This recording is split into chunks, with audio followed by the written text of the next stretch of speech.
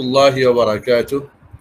الحمد لله والصلاة والسلام على رسول الله وعلى آله وصحبه ومن والاه أما بعد. أعوذ بالله من الشيطان الرجيم. بسم الله الرحمن الرحيم. يا أيها الذين آمنوا ادخلوا في السلم كافة ولا تتبعوا خطوات الشيطان إنه لكم عدو مبين. وقال النبي عليه الصلاة والسلام: الإيمان أن تؤمن بالله وملائكته وكتبه ورسله اليوم الآخر والقدر خيره وشره رواه মুসলিম। সম্মানিত উপস্থিতি, প্রিয় ভাই বোনেরা, আপনাদেরকে জানাই মোবারকবাদ যারা আজকে এই মুহূর্তে আমাদের সাথে জয়েন করেছেন।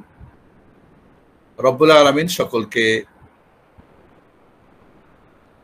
সঠিক জানার এবং সেইটা নিজে মানা এবং অন্যকে জানানো মানানোর তৌফিক দান করেন। রব্বুল আলামিন তার অনেক নিয়ামত, অনেক ইহসান আমাদের প্রতি করেছেন। তার মধ্যে সবচেয়ে বড় নিয়ামত হচ্ছে আমাদের দিন ইসলাম। আল-ইয়াওমা আকমালতু লাকুম দীনাকুম ওয়া আতমামতু আলাইকুম নি'মাতি ওয়া রাদিতু লাকুম ইসলাম দীনা। ইন্নাদ দীনা ইনদাল্লাহিল ইসলাম। এছাড়া আল্লাহ বলছেন, ওয়া মান ইয়াবতাগি গায়রাল ইসলামি দীনান ফালান ইউকবালা মিনহু ওয়া ফিল আখিরাতি মিনাল খাসিরিন। এবং এই দিনের মাঝে পরিপূর্ণ প্রবেশ করার জন্য ইসলামের মাঝে আমাদেরকে আল্লাহ উদাত্ত আহ্বান জানিয়েছেন সূরা বাকারার 208 নম্বর আয়াতে। ইয়া আইয়ুহাল্লাযীনা আমানু দুখুলু ফিস-সিলমি কাফা। হে যারা ঈমান এনেছো তারা ইসলামে পরিপূর্ণভাবে প্রবেশ করো। পরিপূর্ণ প্রবেশের জন্য বাধা কি? শয়তান। জিনরূপী শয়তান হোক, মানুষরূপী শয়তান হোক। তাই আল্লাহ সাবধান করেছেন, ওয়ালা তাত্তাবিউ খুতুওয়াতিশ শাইতান। তোমরা শয়তানের পদাঙ্ক অনুসরণ করো না। ইন্নাহু লাকুম আদুউম মুবিন। কারণ শয়তান তোমাদের প্রকাশ্য শত্রু। এখানে একটা প্রশ্ন প্রথমেই আমরা আজকে আকীদা ও মানহাজের ক্লাসে নিব। আকীদা মানহাজ শব্দ দুইটা এবং এর তাৎপর্য গুরুত্ব নিয়ে আমরা আলোচনা করব। তার আগেই আমি একটু বলবো, আল্লাহ রাব্বুল আলামিন আমাদের ইসলামে পরিপূর্ণভাবে প্রবেশ করতে বললেন। আর ইসলাম পরিপূর্ণ। আল-ইয়াওমা আকমালতু লাকুম দীনাকুম। দিন ইসলাম পরিপূর্ণ এবং এই পরিপূর্ণ ইসলাম আমাদের সকলকে প্রবেশ করতে বলেন আল্লাহ রাব্বুল আলামিন। পরিপূর্ণ প্রবেশের বাধা শয়তান, সেটাও বলে দিলেন এবং তার পদাঙ্ক অনুসরণ যেন আমরা না করি সেটা আমাদেরকে নিষেধ করে দিলেন। আমার প্রশ্ন হলো, আমরা কি ইসলামে প্রবেশ করি? ইসলামকে আমাদের মাঝে প্রবেশ করাই। এটার মধ্যে কি পার্থক্য আমরা বুঝতেছি? একটা হলো সবাই আমরা ইসলামে প্রবেশ করলাম, একটা হলো কি ইসলামকে আমরা আমাদের মাঝে যার যার মতো করে প্রবেশ করালাম। কেউ 5 কলির টুপি, কেউ সাদা টুপি, কেউ সবুজ টুপি, কেউ কালো টুপি, কেউ বিভিন্ন তরিকা, বিভিন্ন ফেরকা, বিভিন্ন আকীদা, বিভিন্ন মানহাজ। কোরআন সুন্নাহকে, ইসলামকে বুঝতে গিয়ে আবার যার যার বুঝ,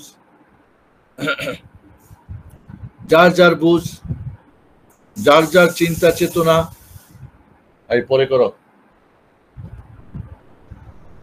তাহলে এই যে আমাদের মাঝে ইসলামে প্রবেশের জায়গায় আমরা ইসলামকে আমাদের মাঝে আমরা প্রবেশ করাই এবং যার যার মতো করে যতটুক বুঝি ততটুক। এখানেই মূল সমস্যাটা। আকীদা মানহাজে বলেন, ইবাদতে বলেন, আখলাকে বলেন, দাওয়াতে বলেন, তাবলীগে বলেন, প্রত্যেকটি জায়গাতে আমাদের মুআমালাতে বলেন, আখলাকে বলেন, আমরা যার যতটুক পছন্দ হয়েছে অতটুক নিয়ে বলছি এটুকু ইসলাম। কেউ হানাফি মাযহাব, কেউ বলছে এটা পরিপূর্ণ ইসলাম, কেউ বলছে মাযহাবপন্থীরা, কেউ তরিকাপন্থীরা যার যার তরিকাকে বলছে নকশবন্দি, কেউ চিশতি, কেউ সাবেরি। আবার আকীদার ক্ষেত্রে কেউ রাফিজি, কেউ শিই, কেউ খারেজি, কেউ মুরজিয়া, কেউ মুতাজিলা। তাহলে আমরা কিন্তু পরিপূর্ণ ইসলাম বলতে এখানে তার উসুল, তার ফরু, তার আকীদা, তার মানহাজ, তার আরাক, তার আরকান বা তার ওয়াজিবাত, আবার ফরাইজ বা সুনান বা মুস্তাহাব সবকিছু এখানে আমাদের বোঝানো হয়েছে।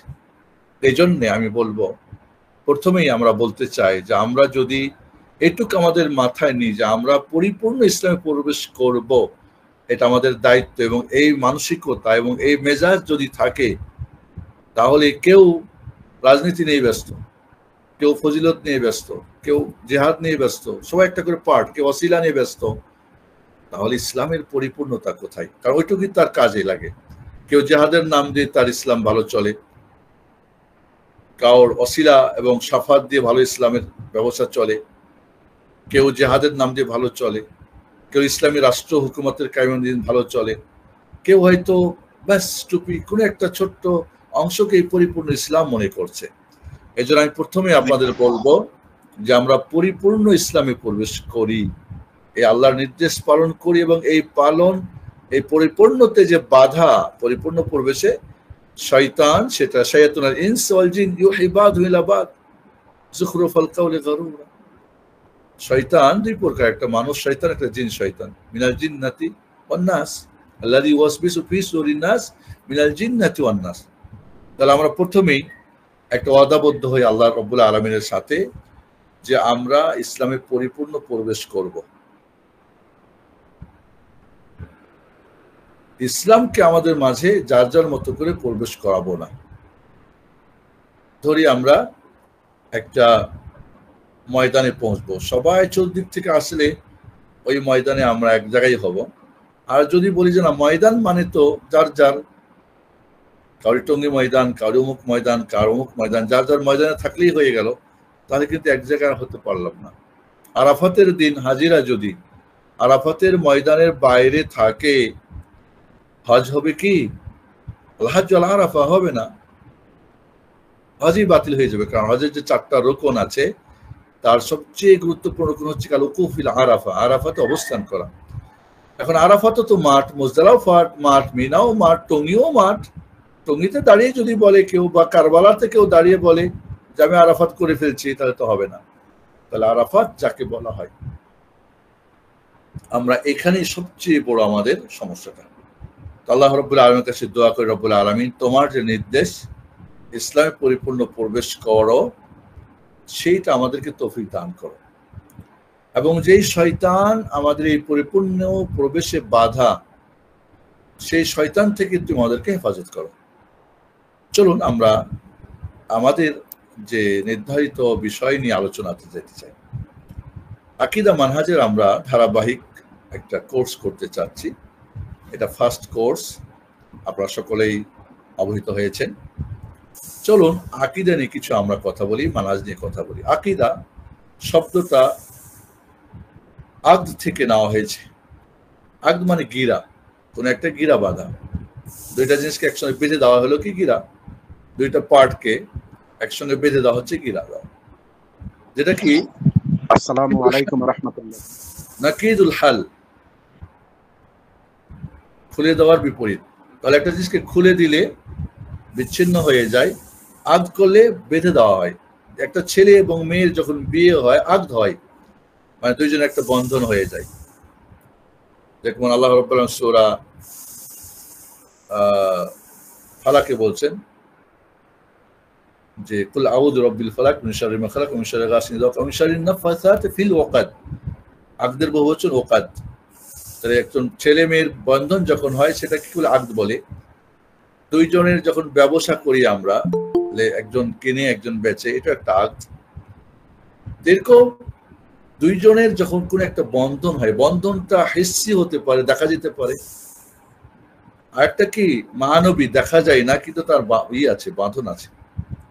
স্বামী স্ত্রীর মাঝে কিন্তু কোন দড়ি রশিতে বেঁধে দেওয়া হয় না, কিন্তু দুইজনের অন্তরের মধ্যে ভালোবাসার একটা বন্ধন হয়ে যায়।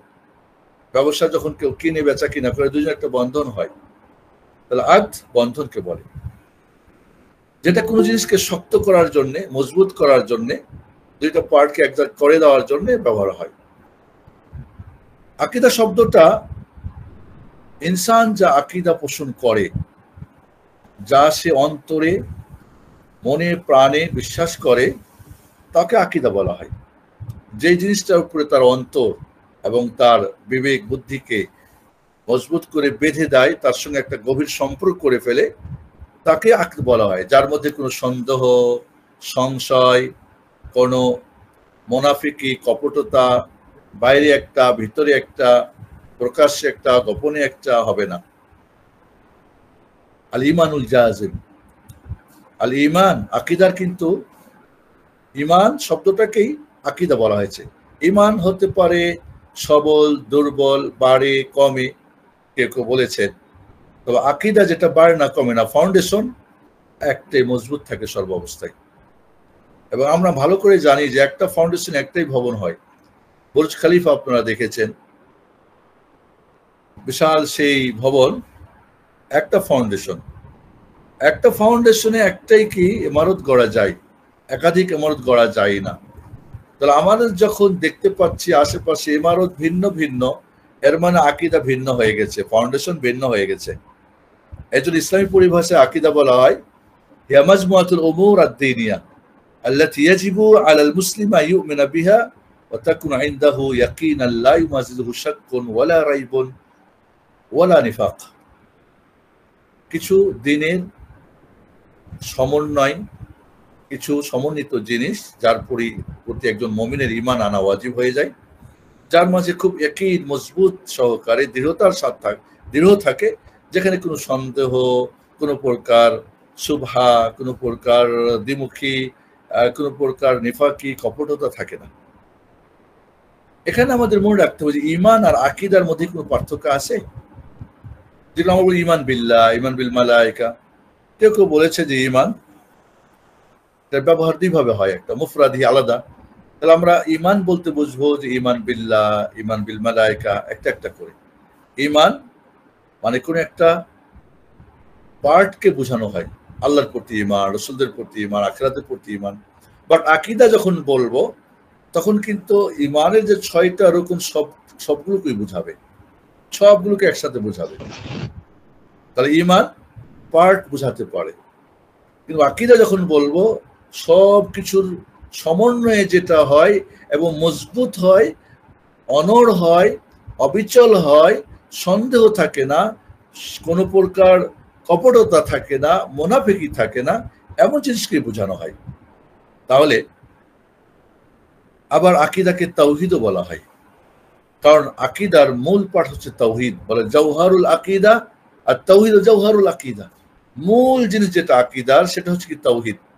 এজন্য আমরা যদি দেখি যে আকীদার বইগুলি, যেমন আকীদা বলা হয়েছে, ঈমান বলা হয়েছে, সুন্নাহ বলা হয়েছে, আবার দেখবেন যে তাকে কিতাবুত তাওহীদও বলা হয়েছে, তাওহীদ বলা হয়েছে। কারণ একটা জিনিসের মূল পার্টটাকে দিয়ে কি করা হয়, যে আল হাজ্জু আলা আরাফা, হজ তো বিশাল অনেক কিছু, বাট আরাফাতকে মূল হজ বলা হয়েছে কারণ এটা মূল পার্ট। এই জন্য তাওহীদ হচ্ছে আকীদার মূল পার্ট। এখানে আমাদের মনে রাখতে হবে একটা জিনিস, যে আকীদার মানহাজের মধ্যে পার্থক্য আছে কি না, এটা একটা কিন্তু গুরুত্বপূর্ণ বিষয় আমাদের। তাহলে আকীদাটা আমরা বুঝেছি, মানহাজটা আসতেছি। আকীদা হলো একটা বন্ধন, আমি বলবো এই বন্ধনটা অন্তরের মাঝে দিনের কিছু পার্ট সমন্বয়, যেটা এত মজবুত হবে, ইয়াকিন হবে, নড়বড় করবে না, সন্দেহ থাকবে না কোনো ওর মধ্যে। এটাকে বলা হচ্ছে আকীদা, এটাকে বলা হচ্ছে আকীদা। এই আকীদার মূল বলছিলাম কি, তাওহীদ হচ্ছে তার জওহার, মূল জিনিস হচ্ছে কি তাওহীদ। আমি বলছিলাম যে আকীদাকে বিভিন্নভাবে সুন্নাহ দিয়ে বা আকীদা দিয়ে বা কি বলে আপনার আকীদা বা সুন্নাহ বা তাওহীদ, ৩ নামেই বই লিখাচ্ছেন আমাদের সালফে সালেহিনরা। মানহাজ জিনিসটা কি? মানহাজ শব্দ অর্থ কি আত-তারিকুল ওয়াদিহ, আত-তারিক আল ওয়াদিহ, সুস্পষ্ট রাস্তা। যদি ধরে নিই আমরা একটা ঘর বানাবো, তাহলে তার কি ফাউন্ডেশন করতে হবে, এটা হলো আকীদা। ফাউন্ডেশনের উপরে যে আমরা নির্মাণ করব যে ইমারতটা, এটা হচ্ছে কি মানহাজ এবং এর পদ্ধতিটা। একটা গাছ যদি আমরা ধরি, একটা গাছ কি তার মূল ছাড়া, শিকড় ছাড়া কি একটা গাছ হতে পারে, টিকে থাকতে পারে, পারে না। ফাউন্ডেশন ছাড়া একটা ঘর টিকতে পারে, তা পারে না।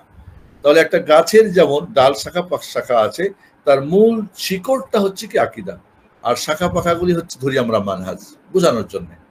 একটা ইমারতের ফাউন্ডেশন হচ্ছে আকীদা, এবং ইমারতের বাকি সব হচ্ছে কি মানহাজ। আকীদা এবং মানহাজের মধ্যে পার্থক্য আছে কি না, এই বিষয়টা আমাদের খুবই জরুরি। এবং পার্থক্য করলে এখানে বেদাতীদের কোনো এই পার্থক্য নিয়ে স্বার্থ হাসিলের কোনো সুযোগ আছে কিনা, এটা অত্যন্ত একটা গুরুত্বপূর্ণ পয়েন্ট মনে রাখবেন। আকীদা এবং মানহাজের মধ্যে সম্পর্ক হচ্ছে কি, একটা না হলে আরেকটা হবে না। যেমন ধরেন যে সিহাতুল আকীদা ওয়া সালামাতুল মানহাজ, আকীদা যেমন সহি হতে হবে, মানহাজটাও কি সালিম হতে হবে, নিরাপদ বা কি সুন্দর হতে হবে, বা এটা কোনো বিপদ, কোনো ফাসাদ থাকবে না। তাহলে যার আকীদা ঠিক আছে তার মানহাজ ঠিক হবে, যার মানহাজ ঠিক আছে তার আকীদা ঠিক হবে। একটা একটার সঙ্গে জরুরি, মুলাজিম, একটা থেকে বিচ্ছিন্ন হবে না। আপনি যদি দেখেন শিয়া বা খাওয়ারিজ বা মুতাজিলি, ওদের যদি দেখেন যে মানহাজ নষ্ট হওয়ার কারণে আকীদা নষ্ট হয়ে গেছে, মানহাজ নষ্ট হওয়ার কারণে আকীদা নষ্ট হয়ে গেছে, তাহলে আকীদাটা হচ্ছে কি খাস, কিন্তু মানহাজটা আম। মানহাজটা আম। কিছু ওলামারা দুইটার মধ্যে ভাগ করেছেন, যেমন শেখ বিন বাজ রাহিমাহুল্লাহ বলছেন আকীদা যেটা আকীদা সেটাই মানহাজ, যেটা মানহাজ সেটা আকীদা। আবার কিছু আমাদের ওলামা সালাফরা বলছেন, বা আমাদের বর্তমান যুগের মাশায়েখরা বলছেন না, দুইটার মধ্যে পার্থক্য আছে। মানহাজটা আম। মানহাজ আকীদার মধ্যে হতে পারে, মানহাজ মুআমালাতের মধ্যে হতে পারে, মানহাজ ইবাদতের মধ্যে হতে পারে, মানহাজ আখলাকের মধ্যে হতে পারে, মানহাজ দাওয়াতে, মানহাজ তাবলীগে, মানহাজ জীবনের প্রতিটি। শেখ সালেহ আল ফাওজান হাফিজাহুল্লাহ বলছেন যে আকীদাটার চেয়ে মানহাজটা আম। আকীদা তো হচ্ছে কি, যেটা আসলুল ঈমান, ঈমানের যে আসল জিনিসগুলি, এবং শাহাদাতাইন, মানা শাহাদাতাইন, শাহাদাতের যে অর্থ আশহাদু আল্লা ইলাহা ইল্লাল্লাহ, আল্লাহ ছাড়া সত্য কোনো মাবুদ নেই, ওয়া আশহাদু আন্না মুহাম্মাদার রাসূলুল্লাহ, বা আল্লাহ মুহাম্মদ সাল্লাল্লাহু আলাইহি ওয়াসাল্লাম হচ্ছেন আল্লাহর রাসূল। তো তাওহীদুল ইবাদ এবং তাওহীদুর রিসালা, এবং এই দুইটার যে চাওয়া পাওয়া দাবি, এটাই হচ্ছে আকীদা। তাহলে ঈমানের আসল ঈমান যেগুলি আমাদের, এবং শাহাদাতের অর্থ যে আল্লাহ ছাড়া সত্য কোনো মাবুদ নেই, অর্থাৎ আপনি আব্দ, মাবুদ আল্লাহ, কাজ আপনার ইবাদত করার। এবং মানহাজ হচ্ছে কি, মানহাজটা হচ্ছে কি আম, সবকিছুর মধ্যে মানহাজ থাকবে। তাহলে আকীদা বলতে উনি বুঝিয়েছেন শেখ সালেহ ফাওজান যে ঈমানের আসলটা এবং শাহাদাতের যে অর্থ এবং তার যে দাবিটা, এটাই হচ্ছে কি আকীদা। জি, আর মানহাজ কি, আশহাদু আন্না মুহাম্মাদ রাসূলুল্লাহ, এটাই মানহাজ। আশহাদু আল্লা ইলাহা ইল্লাল্লাহ যদি বলি আকীদা, তো আশহাদু আন্না মুহাম্মাদ রাসূল মানহাজ বলবো। অর্থাৎ যদি আপনি মাবুদ মেনে নেন, আর আপনি আব্দ, আর তার সঙ্গে আপনার আব্দটা, বন্ধনটা কি ইবাদত দিয়ে, ইবাদত ছাড়া আল্লাহর সাথে কোনো আর বন্ধন আপনার নেই। আর এই ইবাদতটা আপনি কিভাবে করবেন, কিভাবে ছাড়বেন, কোনটা ফরজ হিসাবে করবেন, কোনটা ওয়াজিব, কোনটা নফল, কোনটা মুস্তাহাব, কোনটা হারাম, কোনটা মাকরুহ, মুবাহ ইত্যাদি সবকিছুর যে নিয়ম পদ্ধতি, আল মানহাজুল ওয়াদিহ, এর যে ওয়েটা, নিয়মটা হচ্ছে কি মানহাজ। তাহলে আমরা যদি আশহাদু আল্লা ইলাহা ইল্লাল্লাহকে আকীদা মনে করি, আর আশহাদু আন্না মুহাম্মাদ রাসূলুল্লাহকে মানহাজ মনে করি, মানে বোঝানোর জন্য, সেটাও আমরা বলতে পারি। এখানে একটা জিনিস মনে রাখতে হবে আমাদেরকে, যে আকীদা আর মানহাজ এই দুইটার মধ্যে পার্থক্য যারা করছেন, পার্থক্য আছে। এই পার্থক্য মেনে নেওয়ার পরে আবার আকীদা মানহাজে পার্থক্য আছে। ওকে, আকীদা মন ফাউন্ডেশন, এটা খাস, মানহাজ আম, সবকিছুর মধ্যে মানহাজ রয়েছে। এখন এখানে ইখওয়ানিরা, খারেজিরা, তাবলীগীরা এই পার্থক্যর সুর ধরে তারা বলছে কি, যে বিশেষ করে সালাফিদেরকে ধোঁকা দেওয়ার জন্যে, সালাফি যুবকদেরকে ধোঁকা দেওয়ার জন্যে, ঠিক আছে আকীদায় সব এক, আমরা সালাফি, বাট মানহাজে তুমি সালাফি আর আমি হলাম ইখওয়ানি, ও হলো তাবলীগী, তাতে কোনো সমস্যা নেই, আকীদা তো সব ঠিক আছে। তাই এক ফাউন্ডেশনের ইমারত কয়টা হবে? একটাই হবে, এর আগে আমরা বলেছি। তাহলে এখানে আমাদের মনে রাখতে হবে যে আকীদাকে আর মানহাজকে পার্থক্য করার পরে সুযোগ গ্রহণ করা, যে তুমি যে কোনো আকীদা সবার এক বা মানহাজ, আমি একজন বলে কি যে সালাফিউন আকীদাতান ওয়া ইখওয়ানিউন মানহাজান, হাযা কালামুন।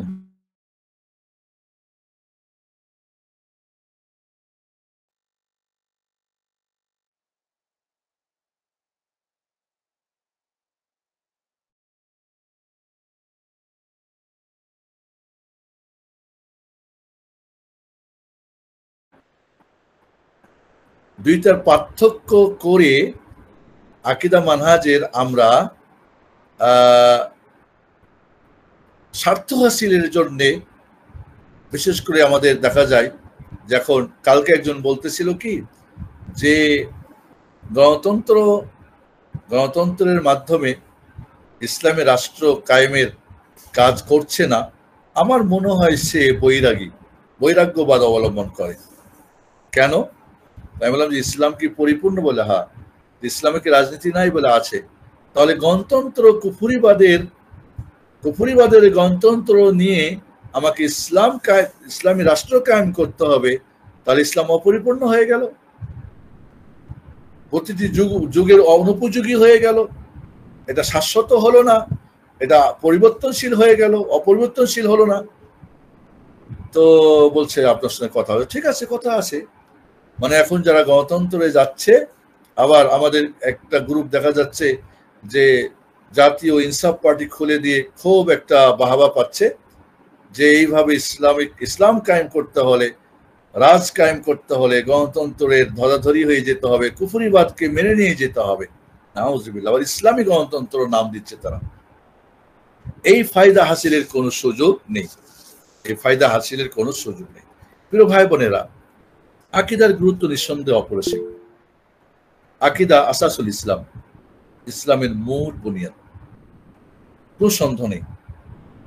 কাজেই একে বাদ দিয়ে বলে আকীদা নিয়ে যেহেতু আছে, মানে মতনৈক্য আছে, বিভিন্ন দলমত আছে, তরিকা আছে, বাদ দাও, আকীদা বাদ দাও। আমরা শুধু এখন অন্যান্য মুসলিম জাতির বৃহৎ সমস্যা নিয়ে আমরা এক ঐক্যমত হই। আমরা এর আগেও বলেছিলাম যে কালিমাতুত তাওহীদ কাবলা, কি বলে, তাওহীদুল কালিমা কাবলা তাওহীদুস সুফুফ। আপনার প্ল্যাটফর্ম এক হওয়ার আগে আপনার কালিমা এক হতে হবে। সবাই একসাথে আসি, তার আগে আমাদের কালিমাটা এক হোক, তাওহীদ আকীদাটা আগে আমাদের এক হতে হবে। আকীদা যদি ভিন্ন থাকে, তাহলে আফগানিস্তানে যেমন হয়েছিল দেখেছেন আপনারা, ওই হিকমাতিয়ার আর কি বলে রাব্বানির লড়াই দেখেছেন আপনারা আলজেরিয়াতে দেখেছেন, আপনারা বিশেষ করে কি বলে ওটাকে, ফিলিস্তিনকে নিয়ে, ফিলিস্তিনে এই 60 বছর ধরে যুদ্ধ করে তারপরে একে অপরকে মারে, দুইজনেই বলে আমার শহীদ, বলে ও শহীদ।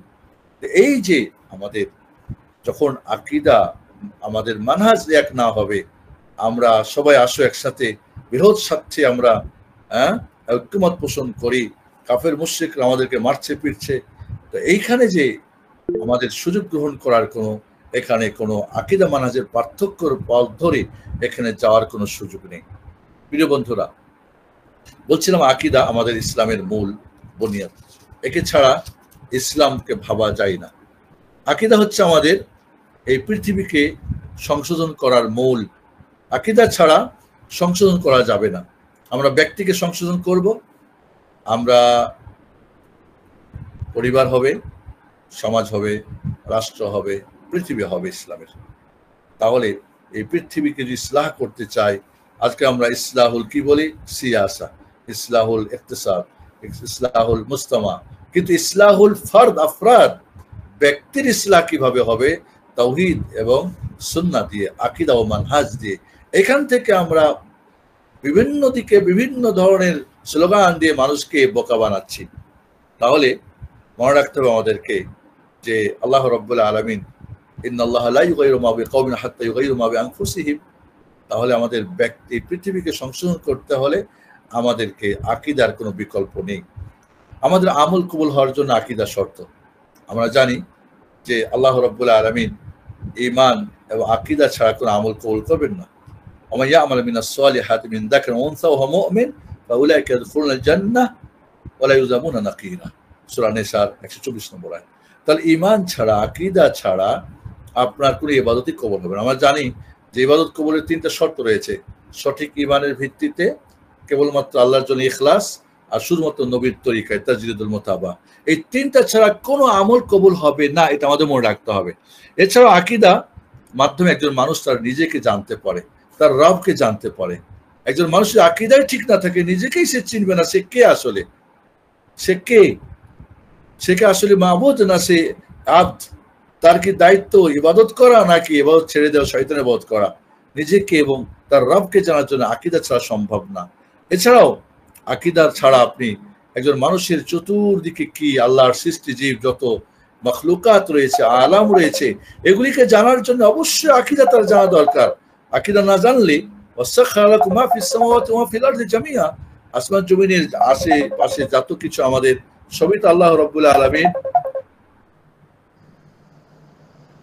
আল্লাহ রাব্বুল আলামিন আমাদের এই পৃথিবীর পৃথিবী ঘেরা যত কিছু, সবকিছুকে জানার জন্য আকীদা প্রয়োজন। এছাড়াও আকীদার মাধ্যমে একজন মানুষের সৃষ্টির কারণ কি, কি কারণে তাকে সৃষ্টি করা হয়েছে। ওয়া মা খালাকতুল জিন্না ওয়াল ইনসা ইল্লা লিয়াবুদুন। আকীদা না জানলে সে জানবেও না আদৌ যে তাকে কেন সৃষ্টি করা হয়েছে, তার সৃষ্টির মূল কি।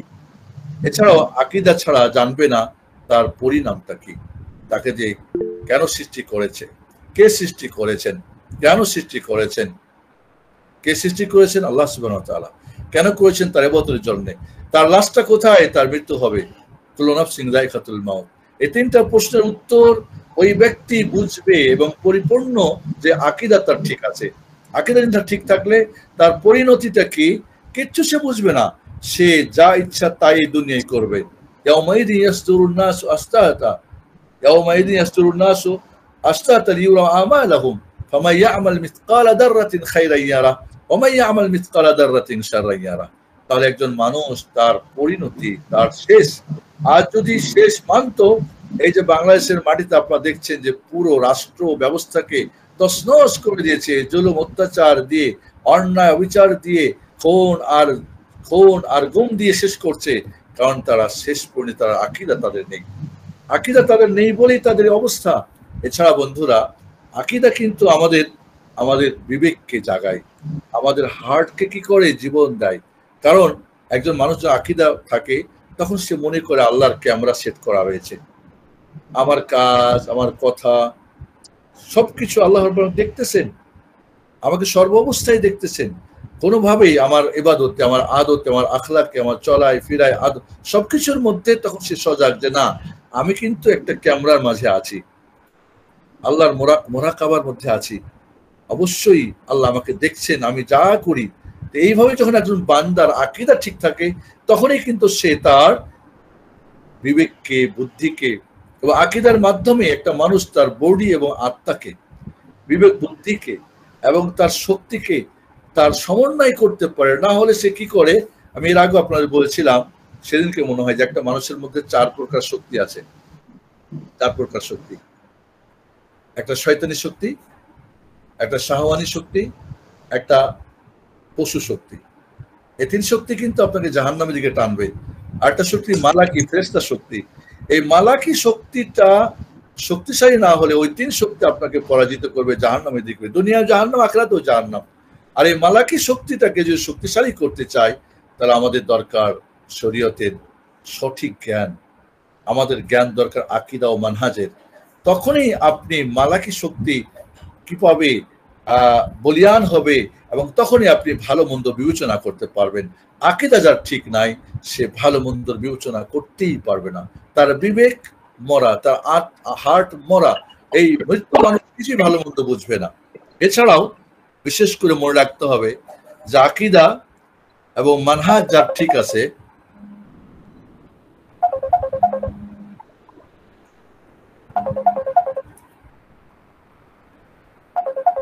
হ্যালো, সালাম।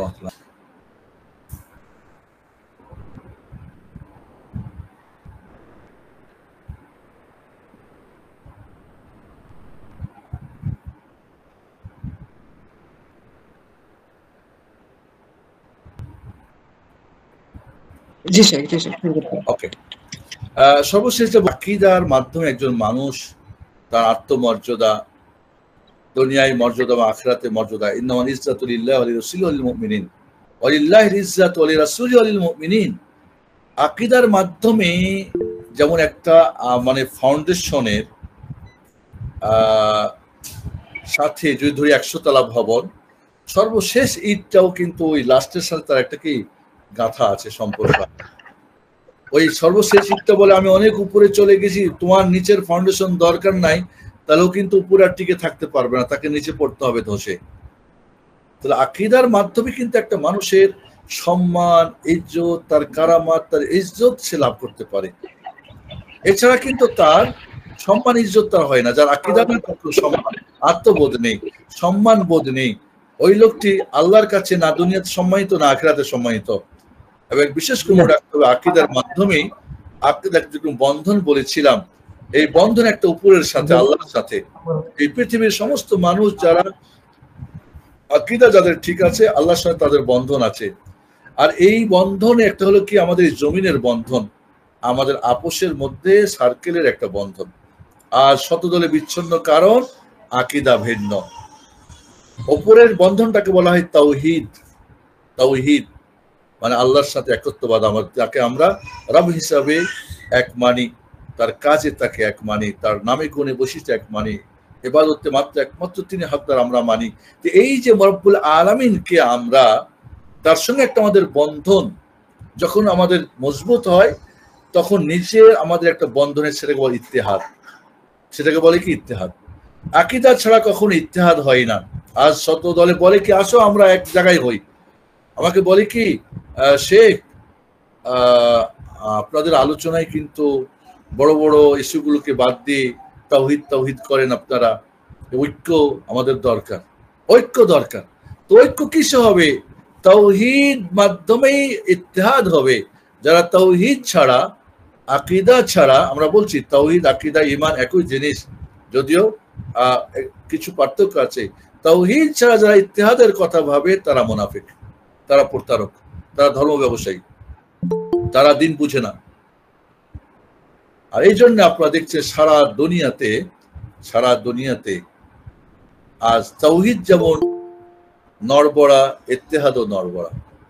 তাওহীদের যেমন বন্ধনটা আল্লাহর সাথে আমাদের শক্ত, তেমনি আমাদের আপোষের মধ্যে শক্ত। এই জন্য আমি বলবো যে আকীদাকে বাদ দিয়ে যারা দিনের কথা ভাবে, তারা অবশ্যই আমাদেরকে তারা কি করতেছে, প্রতারণা করার চেষ্টা করতেছে। চলুন আমরা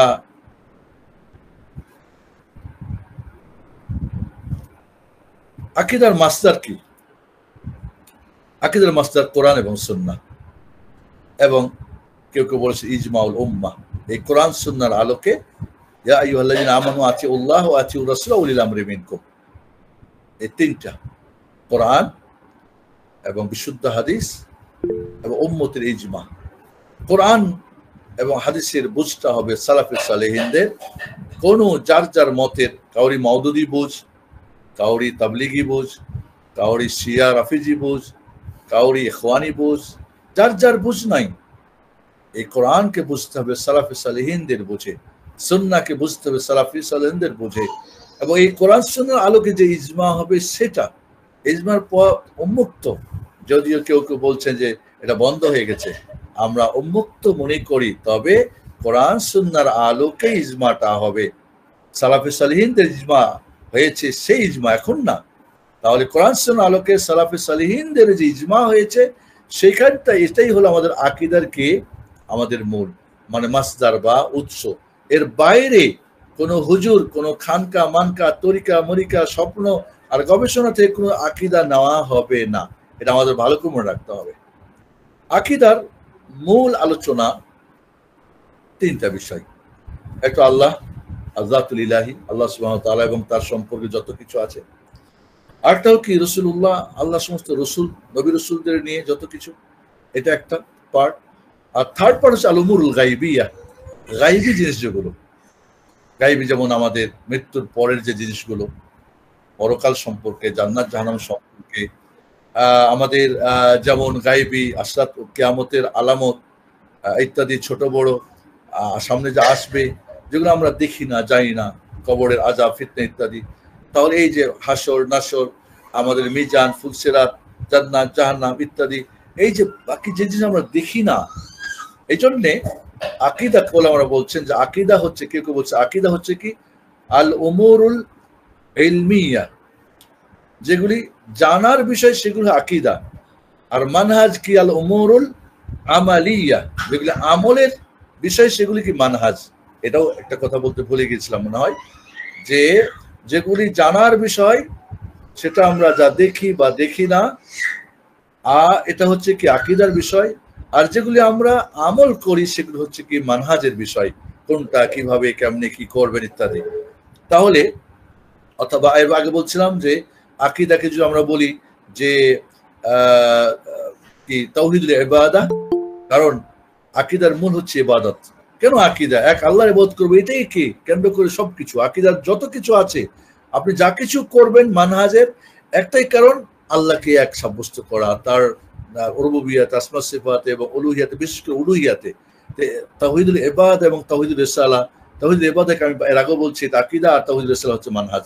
যদি আমরা বোঝার জন্য বলছি, যদিও এই কথা সব কথাই কিন্তু সব আলেমরা একমত হন নাই, হয়তো ব্যাখ্যা করতে গিয়ে আমরা বলতেছি, তবে এটা একটা বুঝ ইনশাআল্লাহ। এখানে আমাদের একটা প্রশ্ন উঠে, এটা আপনাদের বলবো, আমি প্রশ্ন উত্তরে যাব। যে আকীদা শব্দ কোরআনে নাই, হাদিসে নাই, সালাফরা ব্যবহার করে নাই, আকীদা আকীদা করে।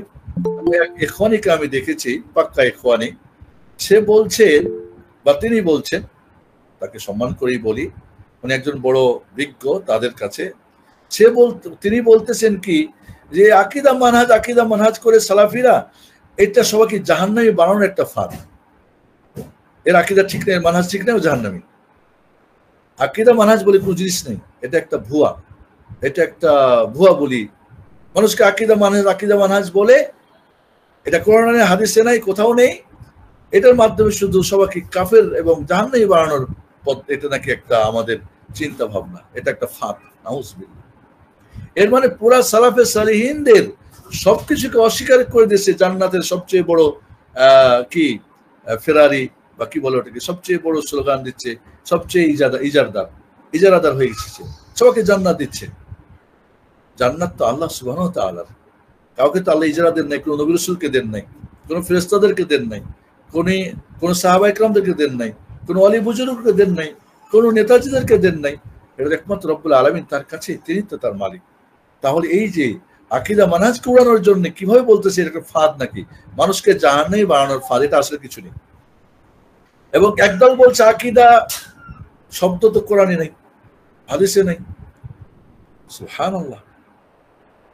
আকীদা, আমরা বলছিলাম যে ঈমান একটা করে পার্ট জিনিসকে ঈমান বলা যায়, কিন্তু আকীদা হলো কি সব ঈমানের সব ঈমানের গুলিকে এক জায়গায় করলে আকীদা হয়।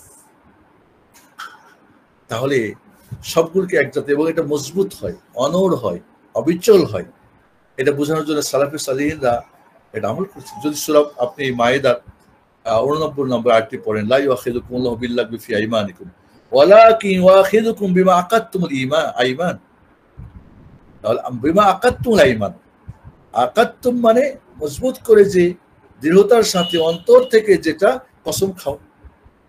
এবং এই আয়াতের ব্যাখ্যায় আয়েশা রাদিয়াল্লাহু তাআলা থেকে এসেছে যে মা কাদাহে কলবু, যেটা কুলুবুহুম, যেটা অন্তর দিয়ে যেটা কি করে মজবুত করে যে কসমটা খায়। তাহলে আকীদা শব্দটা ব্যবহার হয়েছে।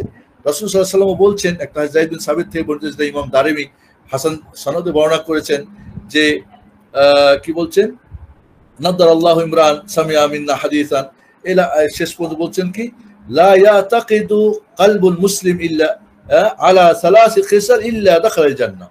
কোন মুমিন যদি দৃঢ়তার সাথে, মুসলিম যদি দৃঢ়তার সাথে তিনটা জিনিসকে সে ধারণ করে, তাহলে সে জান্নাত প্রবেশ করবে। ইখলাসুল আমাল লিল্লাহ, একমাত্র আল্লাহর জন্য আমল। ওয়ান্নাসিহা লিউলাতিল উমুর, এবং যারা উলাতুল উমুর, ইসলামী রাষ্ট্র পরিচালনার যে দায়িত্বশীল যারা, তাদের যদি নাসিহা করবে, কল্যাণ চাইবে।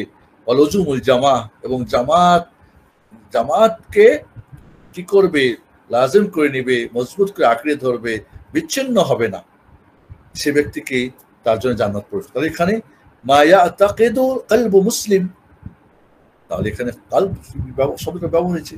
এভাবে যদি আমরা দেখি যে এই শব্দটা সালাফরা, তাবিরা, সাহাবিরা ব্যবহার করেছেন, তাহলে এখান থেকে একটা মজবুত জিনিসকে বোঝানোর জন্য আমাদের এটা ব্যবহার করা হয়। আমি সর্বশেষ একটা পয়েন্ট বলবো আপনাদেরকে, যে আকীদার মাসালাগুলো আমি বলেছি তিনটা মূল। আল্লাহ সুবহানাহু ওয়া তাআলা নিয়ে যত বিষয়গুলি আসবে, রসুলদেরকে নিয়ে যতগুলো আসবে, এবং গায়বী জিনিসগুলো নিয়ে। বাকি 25টা অধ্যায় কিন্তু আকীদার বিষয়বস্তু বলে কেউ কেউ নির্দিষ্ট করেছেন, সেটা এখন আমরা বলতে যাব না। তো এইটুকু বলবো আমরা যে আকীদার মাসলাগুলিকে জানতে হলে, এবং লাস্ট যেটা বলবো যে আকীদার উপরে যে সমস্ত সালাফদের বই তারা লিখেছেন সেগুলি কয়েকটা নাম বলে আমি আপনার প্রশ্ন উত্তরে যাব। যেমন উসুলুস সুন্নাহ, আহমদুল হাম্বল রাহিমাহুল্লাহ, সালাফি আকীদার বই যেগুলি, উসুলুস সুন্নাহ ইমাম আহমদুল হাম্বলের, খালকু আফআলিল ইবাদ ইমাম বুখারীর, আল আকীদা আল ওয়াসিতিয়া ইবনে তাইমিয়া রাহিমাহুল্লাহ আমরা জানি, আল আকীদা আল হামুদিয়া এটাও ইবনে তাইমিয়া রাহিমাহুল্লাহ, আল আকীদা তাদমুরিয়া এটা ইমাম ইবনে তাইমিয়া রাহিমাহুল্লাহ, আশ-শরিয়া আবু বকর আল আজুরি। দেখেন আশ-শরিয়া বলে আকীদার মাসলা নিয়ে আসছেন, আস-সুন্নাহ লিল মারুজি, আস-সুন্নাহ বলে আকীদার মাসলা নিয়ে আসছেন। আবার আস-সুন্নাহ লি আব্দুল্লাহ ইবনে আহমদ ইবনে হাম্বল, আহমদ ইবনে হাম্বলের ছেলে আব্দুল্লাহর কি আস-সুন্নাহ একটা আকীদার বই রয়েছে। আর তাওহীদ ইবনে খুজাইমা, দেখেন এখানে তাওহীদ বলছে। তাহলে সুন্নাহ, শরিয়া, আকীদা, তাওহীদ সবকিছু কি এই নামগুলিকে আকীদাকে বোঝাতে চেয়েছেন। দেখো আস-সুন্নাহ ইবনে আবি আসিম, অত্যন্ত গুরুত্বপূর্ণ একটা বই। আর রাদ্দু আলা জান্দাকা ওয়াল জাহমিয়া ইবনে আহমদ হাম্বল, আহমদ হাম্বলের বই। আস-সুন্নাহ লি হারব আল কিরমানি, শারহুস সুন্নাহ ইসমাইল বিন ইয়াহইয়া আল মুজানি। এইভাবে আত-তাওহীদ ইবনে মান্দা, তাওহীদ দেখেন ইবনে খুজাইমা ইবনে মান্দা তাওহীদ নাম দিয়েছেন আকীদার বইকে, কারণ আমরা বলছিলাম তাওহীদটাই মূল আকীদার মূল পার্টের জন্য। এভাবে দেখেন আল ইবানা আল কুবরা ইবনে বাত্তা উকবরির, এবং আকীদাস সালাফ আসহাবিল হাদিস ইবনে উসমান আস-সাবুনি, তারও আকীদার বই। শারহ উসুল ইতিকাদ আহলিস সুন্নাহ ওয়াল জামাআহ লিল লালকাই, ইতিকাদ আইম্মাত আহলিল হাদিস লি আবি বকর আল ইসমাইলি। তাহলে এই যে বইগুলো আমরা দেখতে পাই যে আকীদার উপরে সমস্ত বইগুলো লেখা হয়েছে, আকীদা নাম দিয়ে, তাওহীদ নাম দিয়ে, সুন্নাহ নাম দিয়ে, শরিয়া নাম দিয়ে। তাহলে এই সব নামগুলি আপনার এই আকীদা বিষয়ে করা হয়েছে। অতএব আকীদাকে উড়িয়ে দেওয়া, আকীদা বলে কোনো জিনিস নেই, এটা অত্যন্ত একটা ইসলামের মূল বুনিয়াদকে অস্বীকার করা। আর আমরাই নাকি আমরা মূল জিনিস নিয়ে কথা বলি, তাই নাকি আমরা বিভেদ সৃষ্টি করি, তাই নাকি? ফাউন্ডেশন এক হলে ইমারত তো একটাই হবে, ফাউন্ডেশন ভিন্ন হলেই তো তার ইমারত ভিন্ন হবে, এটাই তো স্বাভাবিক। আর এটা আমরা দেখতে পাচ্ছি যে আকীদা এবং মানহাজ যখন গড়বড় হয়েছে, তখন আমাদের শত দলে বিচ্ছিন্ন হয়েছে, আমাদের তাওহীদ নষ্ট হয়েছে, ইত্তেহাদ নষ্ট হয়েছে। আমরা তাওহীদ বাদ দিয়ে ইত্তেহাদ হতে চাই। আমরা আমাদের কালেমার ইত্তেহাদের আগে আমরা তাওহীদুস সুফুফ প্ল্যাটফর্ম এক করার জন্য চিন্তা করি, আসুন সবাই মিলে। এরপরে যখন আফগানিস্তান জয় হয়ে গেল, তখন বলে হিকমতে আর কি বলে ওর নাম, রাব্বানি, এমনকি কাবার শরীফের পাশে বসিয়ে বাদশাহ ফাহাদ রাহিমাহুল্লাহ দুইবার করে তাদের কাছে অঙ্গীকার খাবার নেওয়া নেই। এবং আপনারা জানেন ফাতহার হামাস, এই যে ফিলিস্তিনি, দেখতে পাচ্ছেন যে তারা আকীদা মানহাজে এক না হওয়ার কারণে, কারণ হামাস তাদের আকীদা হচ্ছে রাফিজি আকীদা, ইরানি আকীদা, আর যারা ফাত এরা হচ্ছে হয়তো আপনার জাতীয়তাবাদী। এই সব মিলিয়ে আকীদা মানহাজ ঠিক না থাকার কারণে যুদ্ধ করেছে, শত্রুর বিরুদ্ধে 60 বছর এখন নিজেরাই যুদ্ধ করে। এই জন্য বন্ধুরা, আকীদা এবং মানহাজের আলোচনা, এর পর্যালোচনা, এর বই পুস্তক পড়া, এর সঠিকভাবে বোঝা, কারণ এটা যদি আপনার ঠিক হয় তাহলে বাকিটা ঠিক হবে। আর ফাউন্ডেশন ঠিক হয়, আপনারা জানেন যে ফাউন্ডেশন করতে কিন্তু কি লাগে,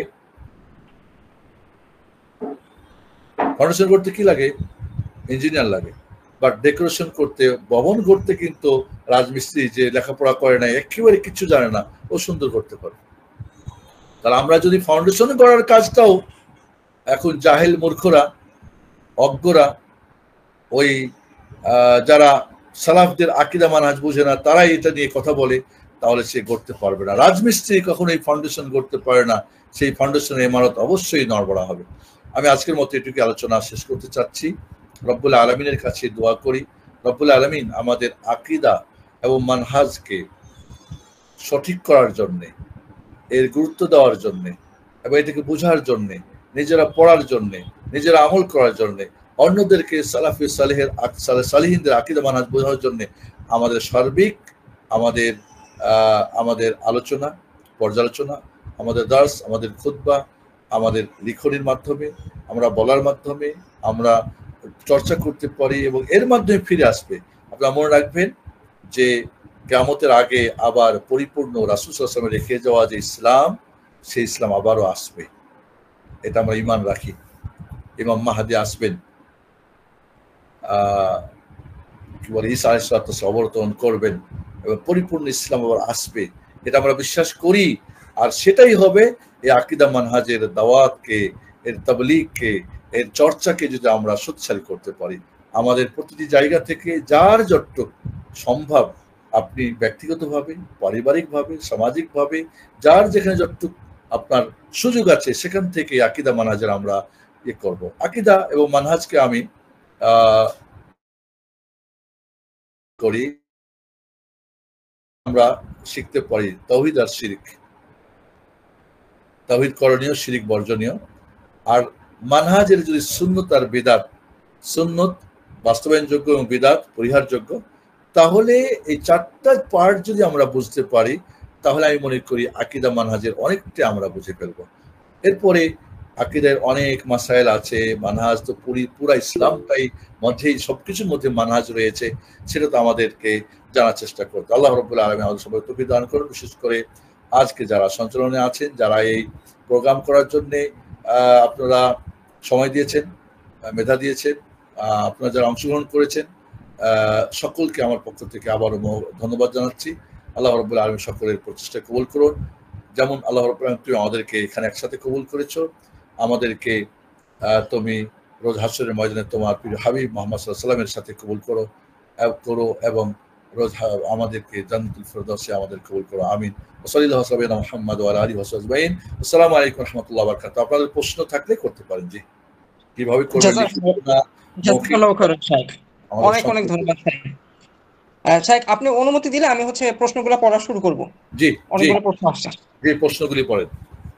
জি, মোহাম্মদ শাহরিয়ার হোসেন ভাই জিজ্ঞেস করেছেন, ইমানের বিষয়ে আমরা জানি মুখে স্বীকার করা, অন্তরে বিশ্বাস করা, সেই অনুযায়ী আমল করা। এখানে যদি আমল না করি তাহলে কি তার ঈমান বাতিল হয়ে যাবে?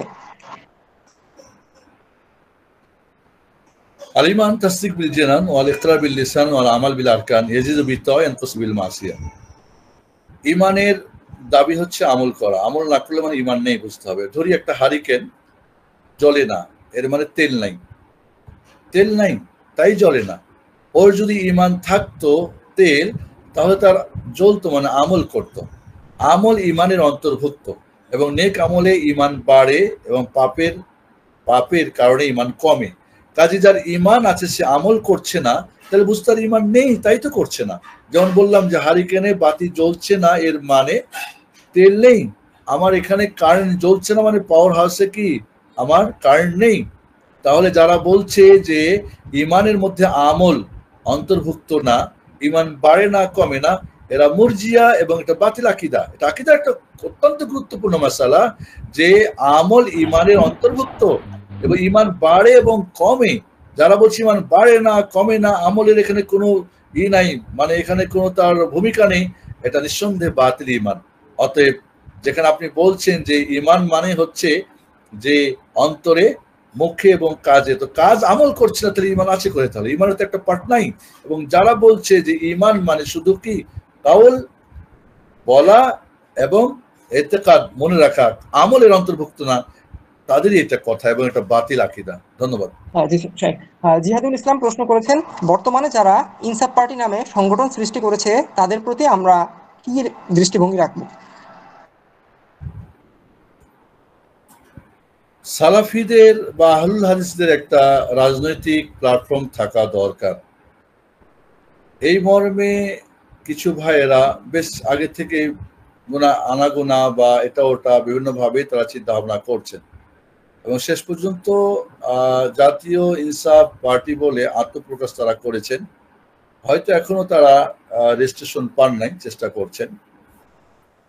আমি বলবো, এর আগে আমি আলোচনায় বলেছি যে গণতন্ত্রর সাথে ইসলামের বিন্দু পরিমাণ কোনো সম্পর্ক নেই এবং রাষ্ট্র পর্যন্ত পৌঁছার ইসলামী নিয়ম হচ্ছে ব্যক্তি তৈরি, পরিবার তৈরি, সমাজ তৈরি, এরপরে রাষ্ট্র তৈরি হবে, যেটা মুহাম্মদ রাসূলুল্লাহ সাল্লাল্লাহু আলাইহি ওয়াসাল্লাম করেছিলেন। তিনি মক্কা বিজয়ের জন্য কিন্তু মক্কাতে আন্দোলন করেন নাই, বরং তিনি মক্কা ছেড়ে মদিনা চলে গিয়েছিলেন। আমি এর আগের আলোচনায় বলেছিলাম যে ব্যক্তির স্বাধীনতা আগে, ব্যক্তির স্বাধীন, তারপরে রাষ্ট্র স্বাধীন। পরাধীন ব্যক্তিদের স্বাধীন দেশের কোনো মূল্য নেই। স্বাধীন ব্যক্তিকে যে একমাত্র আল্লাহ ইবাদত করে আর ইবাদতটা শুধু রাসূলের তরিকা করে, আকীদা মানহাজ যার ঠিক আছে, সে হলো স্বাধীন মানুষ। এই স্বাধীন মানুষগুলি বিয়ে করবে, পরিবার হবে, এদের সমাজ হবে, এদের রাষ্ট্র হবে, পৃথিবী হবে।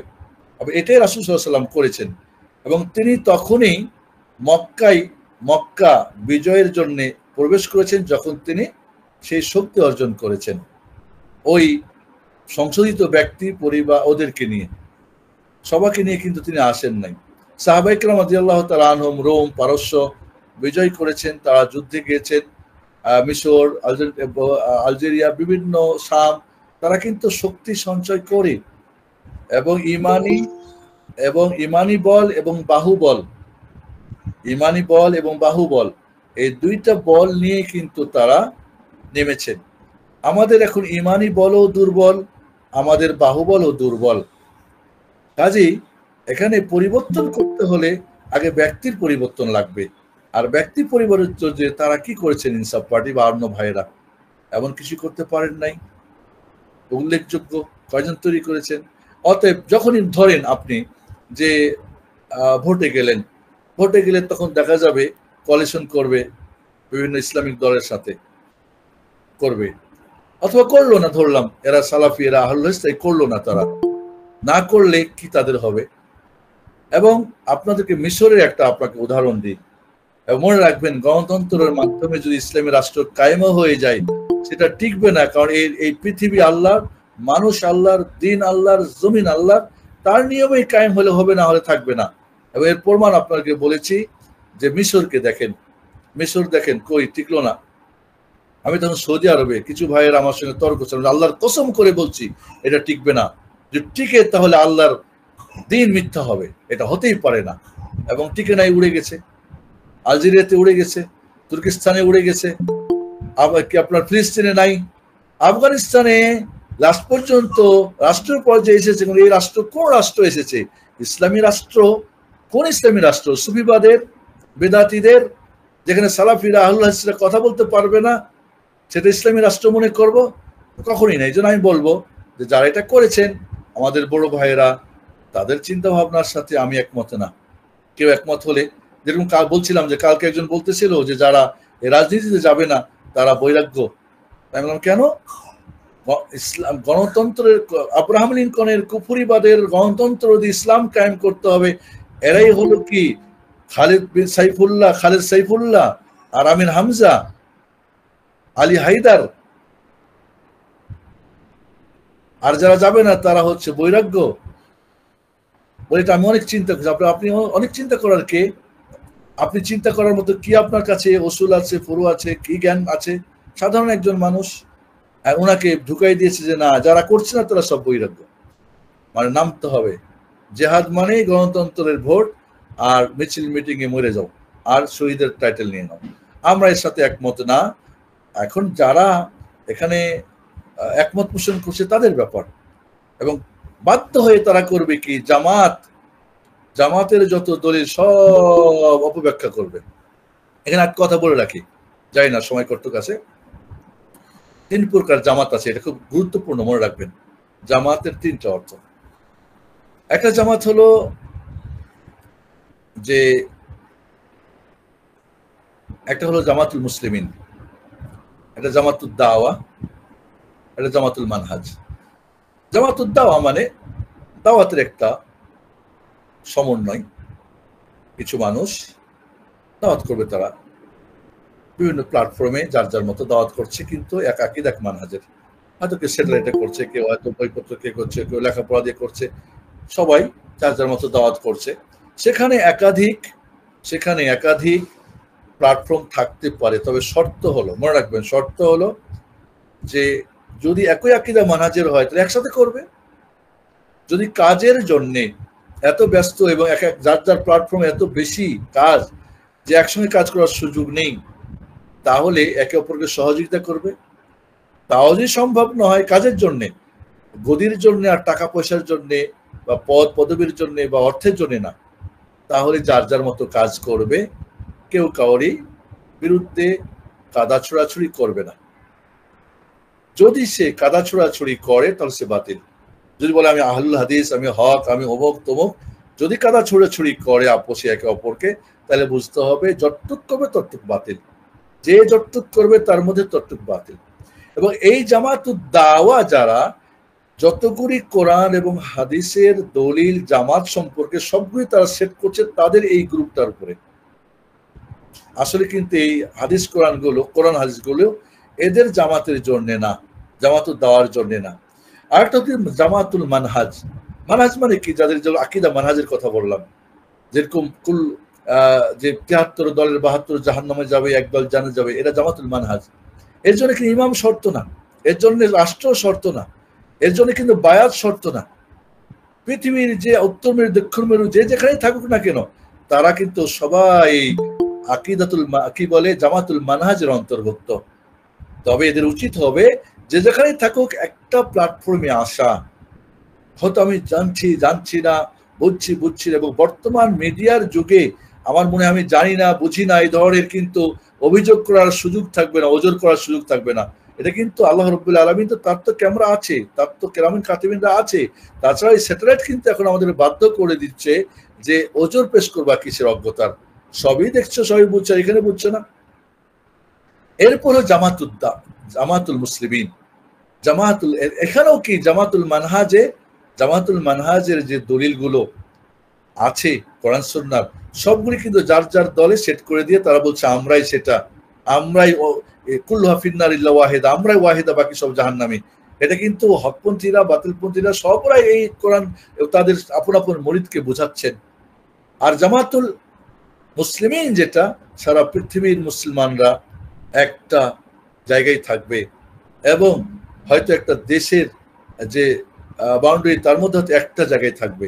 আর এই জামাতুল মুসলিমিনদের তখন আমির দরকার, তখন বায়াত দরকার, তখন জিহাদ, তখন ইত্যাদি ইত্যাদি সব জিনিসগুলি আসবে। তাহলে আমরা জামাত বলতে কোন জামাতে আছি, আপনি কোন জামাতে নিয়েছেন, এটা আমাদের বোঝার দরকার। ধন্যবাদ। বারাকাল্লাহু ফিক শাইখ। শাইখ, আরেকটা প্রশ্ন আছে, আমরা কি মওদুদী বা কুতুবের মতো বিদাতীদের প্রমোট করতে পারি? কেউ বলেছে ইমাম আলবানী রহিমাহুল্লাহ মওদুদীকে আশ-শাইখ রহিমাহুল্লাহর মতো সম্মানসূচক বাক্য ব্যবহার করেছেন। সেক্ষেত্রে আমাদের মানহাজ কি হওয়া উচিত? কোন বেদাতির মধ্যে সবই খারাপ এমন না, বেদাতির মধ্যে ভালো কিছু থাকতে পারে, কোনো পার্ট ভালো থাকতে পারে, তবে সেই পার্টটাকে আমরা বেদাতির নাম দিয়ে প্রমোট করব না, কারণ সেটা তো ইসলামে আছে। যদি বলে সুফিবাদ, তো বলেন সুফিবাদ ইসলামের ভিতরে না বাইরে? যদি বলে যে ভিতরে, তো আসো, ইসলামে মানি, তুমি মানি। আজ বলো ইসলামের বাইরে, তো তোমার সুফিবাদ নিয়ে তুমি থাকো, আমার দরকার নেই। মওদুদীবাদ কোরআন সুন্নাহর ভিতরে না বাইরে, ইসলামের ভিতরে না বাইরে, ইসলামের ভিতরে, তা আসো। তাহলে মওদুদীকে, উনি একজন স্কলার, উনি ওনার সাধ্য অনুযায়ী করেছেন, তার ভুলটা ভুল, সঠিকটা সঠিক, কেউ ভুলের ঊর্ধ্বে না। আমরা যারা আমরা সালাফে সালিহিনদের যারা আকীদা মানহাজ মানি, আমরা জুলুম করি না, যতটুকু ভালো ততটুকু নেই, যতটুকু খারাপ ততটুকু আমরাই করি। তো এর ভালোটা ওর নামে নিতে হবে কেন? এর আগে আমাদের সালাফরা নাই? উনি বুঝছেন, সাহাবারা বুঝেন নাই, যে বুঝতে উনি বুঝলেন। আমি তো বলি যে কোরআন আর হাদিস রাসূল যা রেখে রাসূলের কাছে এসে, রাসূল কি বুঝেছিলেন? বলে হ্যাঁ। আমল করেছিলেন? বলে হ্যাঁ। উনি কি বুঝিয়েছেন, আমল করেছিলেন? বলে হ্যাঁ। তাহলে আসুন, সাহাবারা তাই, তাবিরা তাই, তাহলে নতুন করে আমার কি দরকার? নতুন করে বুঝ নেওয়ার কি দরকার? কেন আমাকে বেরলভী তাফসীর পড়তে হবে? কেন আমাকে অমুক পড়তে হবে, তমুক পড়তে হবে? কেন পড়তে হবে? এজন্য কোনো বেদাতির নামে, কোনো বেদাতির যদি কোনো ভালো কিছু আমরা পাই, বেদাতির নাম উল্লেখ করে সেটাকে প্রমোট করা যাবে না, তার নাম দিয়ে উল্লেখ করাও যাবে না। একদল বলছে কি, বলে সাংগঠনিক নিয়ম নিতে হবে থেকে জামাত ইসলাম থেকে, এখলাস নিতে হবে তাবলীগ থেকে, আর আঁকে নিতে হবে সালাফি থেকে। তাই নাকি? সবগুলি কি একটাতে নাই? সব কি ইসলামে নাই? ভাগ ভাগ করে ওখান থেকে নিতে হবে আমাকে? কাজে আমরা বলবো যে না, কখনোই। হ্যাঁ, শেখ আলবানী, আমরা যখন কাউরি নাম নিব, আমরা সম্মান সূচক নাম নিব, কিন্তু তাকে প্রমোট করার কিছু নেই। এখন শেখ আলবানী রাহিমাহুল্লাহ হয়তো তার কোনো পার্ট ভালো লেগেছে, সেটাকে উনি বলেছেন, ঠিক আছে, বলতে পারেন। এটাও কথা মনে রাখতে হবে যে আমাদের যত শেখ মাশেখরা আছেন, কেউ তো ভুলের ঊর্ধ্বে না, কেউ ভুলে উঠছে না। আমি ভুলে উঠছে না, ভুল হতে পারে, ভুল হতে পারে।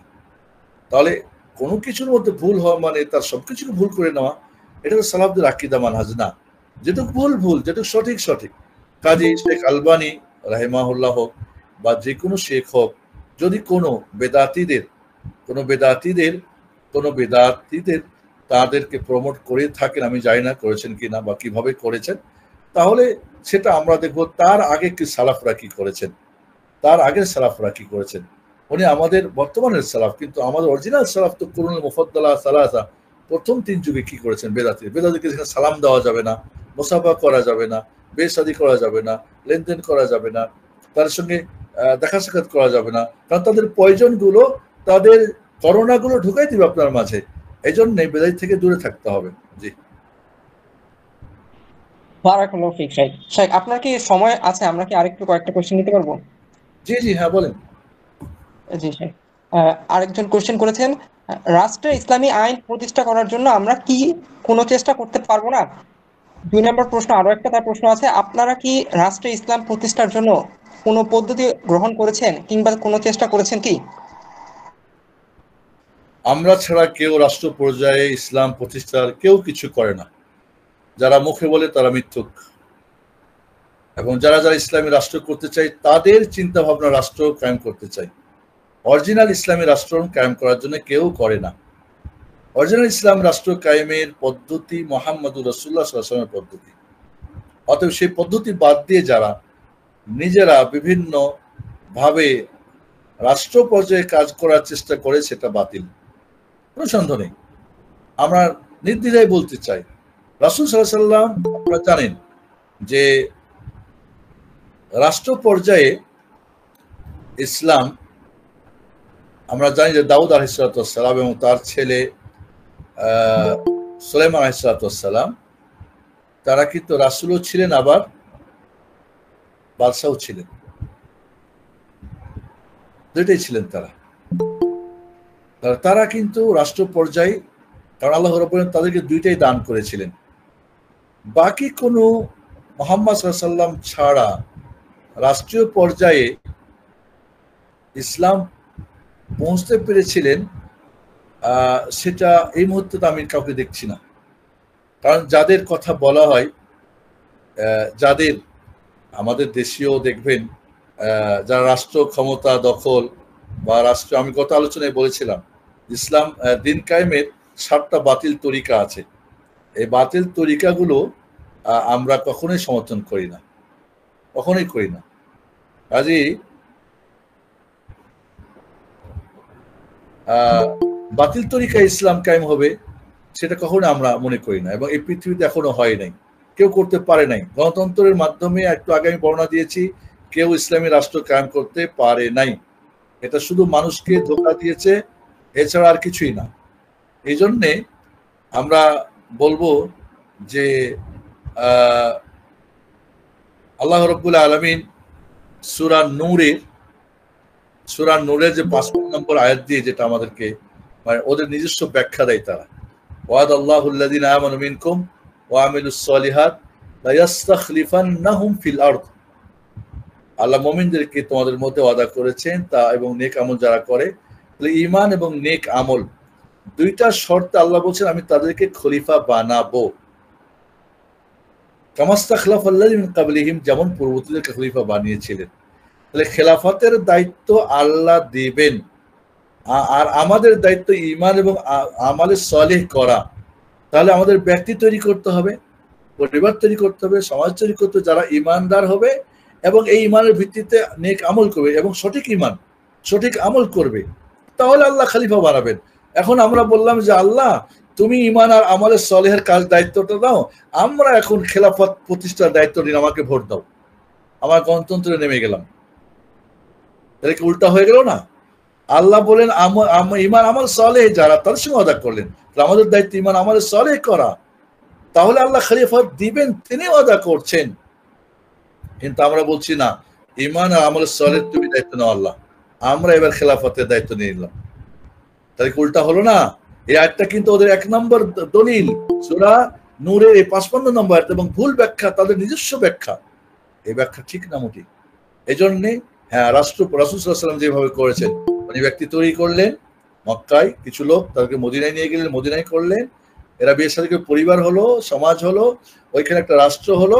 এবার মূল যে পার্লামেন্ট মক্কাও দখল করলেন 8ম হিজরিতে। কত বছর লাগলো বলেন তো? কত বছর লাগলো? যদি মুহাম্মদ সাল্লাল্লাহু আলাইহি ওয়াসাল্লাম, যার কাছে আল্লাহর স্বয়ং মদদ আসতো, ফেরেশতা আসতো, জিবরিল, মিকাইল, ইসরাফিলরা, তাহলে সেই ফেরেশতাদের যিনি সাহায্য পেয়েছেন, হ্যাঁ, বদরের যুদ্ধের কথা আপনারা জানেন, হুনাইনের কথা জানেন, যেখানে ফেরেশতা এসেছিল, তো তার যদি মক্কার 13 আর মদিনার 8 কত হয়? 13 আর 8 কত হয়? 21 বছর। 21 বছর যদি তার লাগে, তাহলে আমাদের কত লাগতে পারে? আমি বলবো যে হ্যাঁ, আমরাই অরিজিনালি যদি ইসলামী রাষ্ট্র আসে, তাহলে সেটা যদি আসে, এই সত্যিকার তার আমাদের দায়িত্ব নিতে হবে, মানুষকে সঠিক ঈমান, আকীদা, মানহাজ শিখান, আমল শিখান। এরাই পরিবার হবে, সমাজ হবে। তখন ভোট চাইতে হবে না, অটোমেটিকলি তখন যে সত্যিকার এদের মধ্যে উত্তম হবে এবং এরাই তখন রাষ্ট্রের পর্যায়ে যা পৌঁছবে। আর না হলে আপনি রাষ্ট্র পর্যায়ে দোয়া করেন যে আল্লাহ আমাদেরকে এখন রাষ্ট্র একজন ন্যায়পরায়ণ রাষ্ট্র নায়ক দিয়ে দাও, আর নিয়ে নিলেন, বসে গেলেন, যেভাবে উড়ে গেছে। ফিলিস্তিনের কিছু হয় নাই, আলজেরিয়া হয় নাই, আফগানিস্তানে বেদাতি একটা হয়েছে, বেদাতি পাক্কা বেদাতি একটা। এবং আপনারা জানেন যে প্রথম যখন যুদ্ধ হয়েছিল, সবচাইতে রাশিয়ার সঙ্গে যুদ্ধে যারা বেশি রক্ত দিয়েছিল তারা ছিল সালাফি যুবকরা, শেখ জামিলের আন্ডারে। এই জামিলকে প্রথম এই আফগানিরা হত্যা করে এবং বলেছিল একজন সালাফি মারলে 100টা শহীদের সব পাবা। বুঝছেন? ইতিহাস ভুলে যাবেন না আপনারা, ইতিহাস বলে যাবেন না। আফগানিস্তান বলেছে আমাদের মাত্র কয়েকটা সালাফি শেখকে হত্যা করেছে তারা নির্মম ভাবে, এবং বলেছে এখানে কোনো আহল হাদিসের কোনো কিছু চলবে না। তাহলে সত্যিকারে ইসলামী রাষ্ট্র কায়েম যদি হয়, এই সালাফি দাওয়াতের মাধ্যমে হবে। আমি বলবো দল মত নবিশ্বাস সব বাদ দিয়ে আসুন সালাফি আকীদা মানহাজের দাওয়াত করেন। এর মাধ্যমে এই ব্যক্তি, পরিবার, সমাজ এবং আসবে, কেউ তাদেরকে নড়াতে পারবে না। তখনই আল্লাহর সাহায্য আসবে, আর তখনই আমার জামাতুল মুসলিমিন হবে, তখনই ইমাম হবে, বায়াত হবে, জাহাদ হবে, সবকিছু হবে। আশা করি বুঝতে পেরেছেন। বারাকাল্লাহু ফিক শেখ। শেখ, এক বোনের প্রশ্ন, মানহাজ পরিশুদ্ধ বা সঠিক কিভাবে করব আর নিশ্চিত করব যে সঠিক আছে, এ বিষয়ে কি কি বই পড়া যেতে পারে? আকীদা বলেছিলাম 3টা শব্দের মূল, যদি আমরা সংক্ষেপে বুঝাই আর কি, বোঝানোর জন্য এক এক টিচার হয়তো এক রকম ভাবে বোঝাতে পারে। মাবুদ, ইবাদত, আবদ। মাবুদ আল্লাহ, ইবাদতের মাধ্যমে বান্দা তার সঙ্গে সম্পর্ক রাখবে। এই ইবাদতটা কিভাবে করবেন, এটাই হলো মানহাজ। ইবাদতটা বিভিন্ন পর্যায়ে হতে পারে, মুআমালাতে হতে পারে, আদতে হতে পারে, আখলাকে হতে পারে, দাওয়াতে, তাবলীগে, জিকিরে, আজকিরে, নামাজে, রোজা, তাহাজ্জুদ, যাকাত, যে কোনো ভাবে। তাহলে এখানে আপনাকে মনে রাখতে হবে যে রাসূল কে মুহাম্মদ সাল্লাল্লাহু আলাইহি ওয়াসাল্লাম, ইত্তিবা আপনার দায়িত্ব, তাকে অনুসরণ করা, আপনি মুত্তাবি, আপনি অনুসরণকারী। এই 3 শব্দে রাসূল, ইত্তিবা আর মুত্তাবি। ওখানে ছিল কি মাবুদ, ইবাদত আর আবদ। তাহলে আপনি কিভাবে জানবেন? ওকে, আপনি কোন পার্ট নিতে চাচ্ছেন? মুআমালাতে রাসূলের মুআমালাত দেখেন, আখলাকে রাসূলের আখলাক দেখেন। আপনি একজন উত্তম স্ত্রী হতে চান, বোন, তারা রাসূলের কেমন আদর্শ ছিল তার স্ত্রীগণ। আপনি একজন উত্তম মা হতে চান, ওকে, আপনি একজন ওয়াইফ, মানে পুরো পরিপূর্ণ আমাদের। তাহলে আপনাকে বলবেন যে কিভাবে জানবো? ঠিক আছে, আপনি কোন পার্টটা নিতে চাচ্ছেন? ইবাদতের ক্ষেত্রে, মুআমালাতের ক্ষেত্রে, না কোন ক্ষেত্রে? এবং আমি বলেছিলাম যে আমাদের যে এটা হবে, প্রথমে আকীদা হবে, এটাকে মানহাজ দিয়ে, এরপর ইবাদত হবে। গত আলোচনায় বলেছিলাম এবাদতটা তিনটা জায়গাতে হিট করবে। আমার আখলাক ঠিক হবে, আমার মুআমালাত ঠিক হবে, আমার জুহুদ হবে, আখিরাত জিন্দেগি হবে। আজ বোনকে বলবো যে বোন আপনি যদি বলেন যে আমি কোন পার্টটা আপনি চাচ্ছেন, তাহলে সেটা আপনি নিতে হবে, সেই পার্ট আপনি অংশগ্রহণ। আদব, তাহলে আদবের পার্ট, আদবুল মুফরাদ পড়েন। আপনি মুআমালাত, তাহলে মুআমালাত কিতাবুল মুআমালাতের অধ্যায় পড়েন। আপনি চাচ্ছেন যে না আমার ইবাদত, ইবাদত চ্যাপ্টার পড়েন। এখন এখানে হাদিস গ্রন্থগুলো নিঃসন্দেহে ছোট হাদিস, যেমন আমাদের বুলুগুল মারাম একটা ছোট্ট হাদিসের কিতাব আছে, রিয়াজুস সালিহিন আছে, আপনি পড়তে পারেন। এই দুটো স্টার্ট করতে পারেন আপনি। এরপরে মানে প্রথমে হচ্ছে শর্ট জেনে নেওয়া, এরপরে মধ্য পর্যায়ে জানা, এরপরে ডিটেলসে জানা। যেমন তফসিরের ক্ষেত্রে আগে শর্ট জানেন, তারপরে মধ্য, তারপরে লম্বা। তো এইভাবে বলবো বোনকে যে আপনি প্রথমত রিয়াজুস সালিহিন আর বুলুগুল মারামটা যদি আপনি পড়েন, তাহলে সংক্ষিপ্তভাবে আপনি হয়তো জানতে পারবেন, আশা করছি। জি, ধন্যবাদ। বারাকাল্লাহু ফিক শাইখ। নোমান ভাইয়ের প্রশ্ন হচ্ছে, কোন মুসলিম গোষ্ঠীকে বা ব্যক্তিকে নাম ধরে ইহুদিদের দালাল বললে কি তাকফির করা হবে? তাকফির যিনি করছেন আর যাকে করা হচ্ছে, দুইজনের কিছু শর্ত আছে। যিনি কাফির বলছেন, কোন গোষ্ঠীকে বা ব্যক্তিকে যদি ইহুদি বলা মানে কাফের বলা, ইহুদি মানে কাফের, জাহান্নামী, তাহলে তাদের মধ্যে কোনো গোষ্ঠীকে বা ব্যক্তিকে বলা মানে কাফের বলা, নিজে কাফের হয়ে যাওয়া। কোনো গোষ্ঠীকে বা ব্যক্তিকে কাফের বলা এটা আহলুস সুন্নাহ ওয়াল জামাত সালাফদের আকীদা মানহাজ নয়। বেদাতীদের কাজ হলো কি, ইমাম ইবনে তাইমিয়া রাহমাতুল্লাহ বলছেন, তারা একটা বিদাত বানাবে, এই বিদাতকে আপনি সমর্থন না করলে সে লাগামবিহীন ঘোড়ার পিঠে চড়িয়া কাফের ফতোয়া দিয়ে মনের কি নিবে, স্বাদ মিটাবে, আর তার অনুচরদেরকে, তার যারা কি বলে ফলোয়ার্স বা কি বলো তার মুরিদদেরকে বুঝাবে ও বেটা তো কাফের, ওরা কাফের, ওদের সঙ্গে আর সম্পর্ক রাখো না। কারণ ওইখানে গেলে তিনি যে কুফরি করছেন সেটা হয়তো গমুর ফাঁক হয়ে যাবে, এই ভয়ে কুফরি ফতোয়া দিয়ে উনি সবকিছুকে বন্ধ করে দেন। যখন বলেছিলাম একটা ব্যাপারে যে জাল হাদিস যে বর্ণনা করে জেনে বুঝে বানাই বলে তার ঠিকানা জাহান্নাম, তখন পীর সাহেব তার মুরিদদেরকে বলতেছেন সবচেয়ে বড় সত্যবাদী কে বলে আল্লাহ, তারপরে কে বলে রাসূল, তারপরে ইত্যাদি। তো জোরা যে বলবে যে আল্লাহ নয় মিথ্যুক, সে কি বলে, সে কাফের। দেখো অমুকে বা অমুকরা এই হাদিস রাসূল নাকি জাল হাদিস বানাইছে। রাসূলের হাদিস বলে কি জাল, নাকি জাল বলে জাল, কিন্তু কিভাবে মানুষকে বুঝালো দেখেন, দিয়ে কাফের ফতোয়া দিল, মুরিদরা সব ঠান্ডা, খুব আমাদের হুজুর বড় হুজুর, ও বেটা কাফের। তো এই জন্যে অবশ্যই এইভাবে ইহুদি বললে তাদেরকে কাফের বলা হবে, তবে তারা যদি কাফের না হয় তো কাফের তো হবে না, আর যে বলছে সেও কাফের হবে কি না, তার অজ্ঞতা গ্রহণযোগ্য কি না। কারণ দেখা যায় অনেক সময় তার পীর বলে দিয়েছে, তার হুজুর বলে দিয়েছে, তার মুরব্বী বলে দিয়েছেন, তার নেতাজি বলে দিয়েছেন, তাই তিনি বলছেন। আদৌ তার চিন্তা ভাবনা করার কোনো বিবেক বুদ্ধি নাই, যাচাই বাছাই করার কোনো জ্ঞান নাই, কিন্তু সে কাফের বলছে। সেক্ষেত্রে তার ওজর গ্রহণযোগ্য কিনা আল্লাহ রাব্বুল আলামিন, এবং সেটা অবশ্যই মাসালা, তাকফিরের মাসালাটা অত্যন্ত একটা কঠিন মাসালা। ইমাম শাওকানি রাহিমাহুল্লাহ বলছেন বাবুত তাকফির ওয়াত তাফসিক বাবুল খাতিরুন জিদ্দান জিদ্দান। কাফের বলা, ফাসিক বলা, মুনাফিক বলা, এটা সবচেয়ে বড় ডেঞ্জার একটা অধ্যায়। সাবধান, এখানে মাওয়ানে, শুরুতুল মাওয়ানে আছে কিনা, শুরুতুল ইসবাত আছে কিনা, অজ্ঞতা আছে কিনা, বাধ্যতা আছে কিনা, তার কোনো ব্যাখ্যা আছে কিনা, লোভ লালসা আছে কিনা, এই জিনিসগুলো আগে দেখতে হবে যাচাই বাছাই করে। এগুলি তারপর হুজ্জত কায়েম করতে হবে যে দেখো এটা বলছে তুমি কাফের হয়ে যাবা, জেনে বুঝে তারপরেও যদি বলে, উপযুক্ত ব্যক্তি দিয়ে উপযুক্ত দলিল দেওয়ার পরেও যদি বলে, তাহলে সে কাফের হবে, এখানে কোনো সন্দেহ নেই। বাকি এই ধরনের আমি বলছি, যাকে বলছে আর যে বলছে, আসলে দুইটার ব্যাপারে দেখতে হবে বিষয়টা কি, একটা কঠিন বিষয়। ধন্যবাদ। বারাকাল্লাহু ফিক। সাদাত ভাইয়ের প্রশ্ন, ওস্তাদ সালাফদের কিতাব যেমন উসুলুস সুন্নাহ আর শারিয়া ইত্যাদি আমরা কিভাবে শিখব, কোনটা দিয়ে শুরু করব? শাইখ বলে রাখা ভালো, উনি ভালো তলবুল ইলম এবং আরবি জানেন, ওই হিসাবে শাইখ একটু পরামর্শ দিলে ভালো হয়। এখানে যারা অ্যাডভান্স আরবি ভাষা বুঝেন বা আরবি বইগুলি পড়ে তাদের সারা বা ব্যাখ্যা করলে বুঝেন, ভাইরা হোক বোনেরা হোক, সেক্ষেত্রে সহজ করে, কারণ অনেক লম্বা করে দিলে হয়তো সেটা ইস্তিয়াব, যেটা কুয়াতুল ইস্তিয়াব, মানে ধারণ ক্ষমতার বাইরে যেন না হয়। এইভাবে হয়তো সালাফদের যে বইগুলো আছে সেগুলি খুব সহজ করে, সহজ ভাষা দিয়ে তাদেরকে নিজেদের ভাষায় বোঝানো যেতে পারে, পড়তে পারে। এই ধরনের ওস্তাদ যেমন ভালো হওয়া দরকার, ঠিক টিচার স্টুডেন্ট ভালো হওয়া দরকার।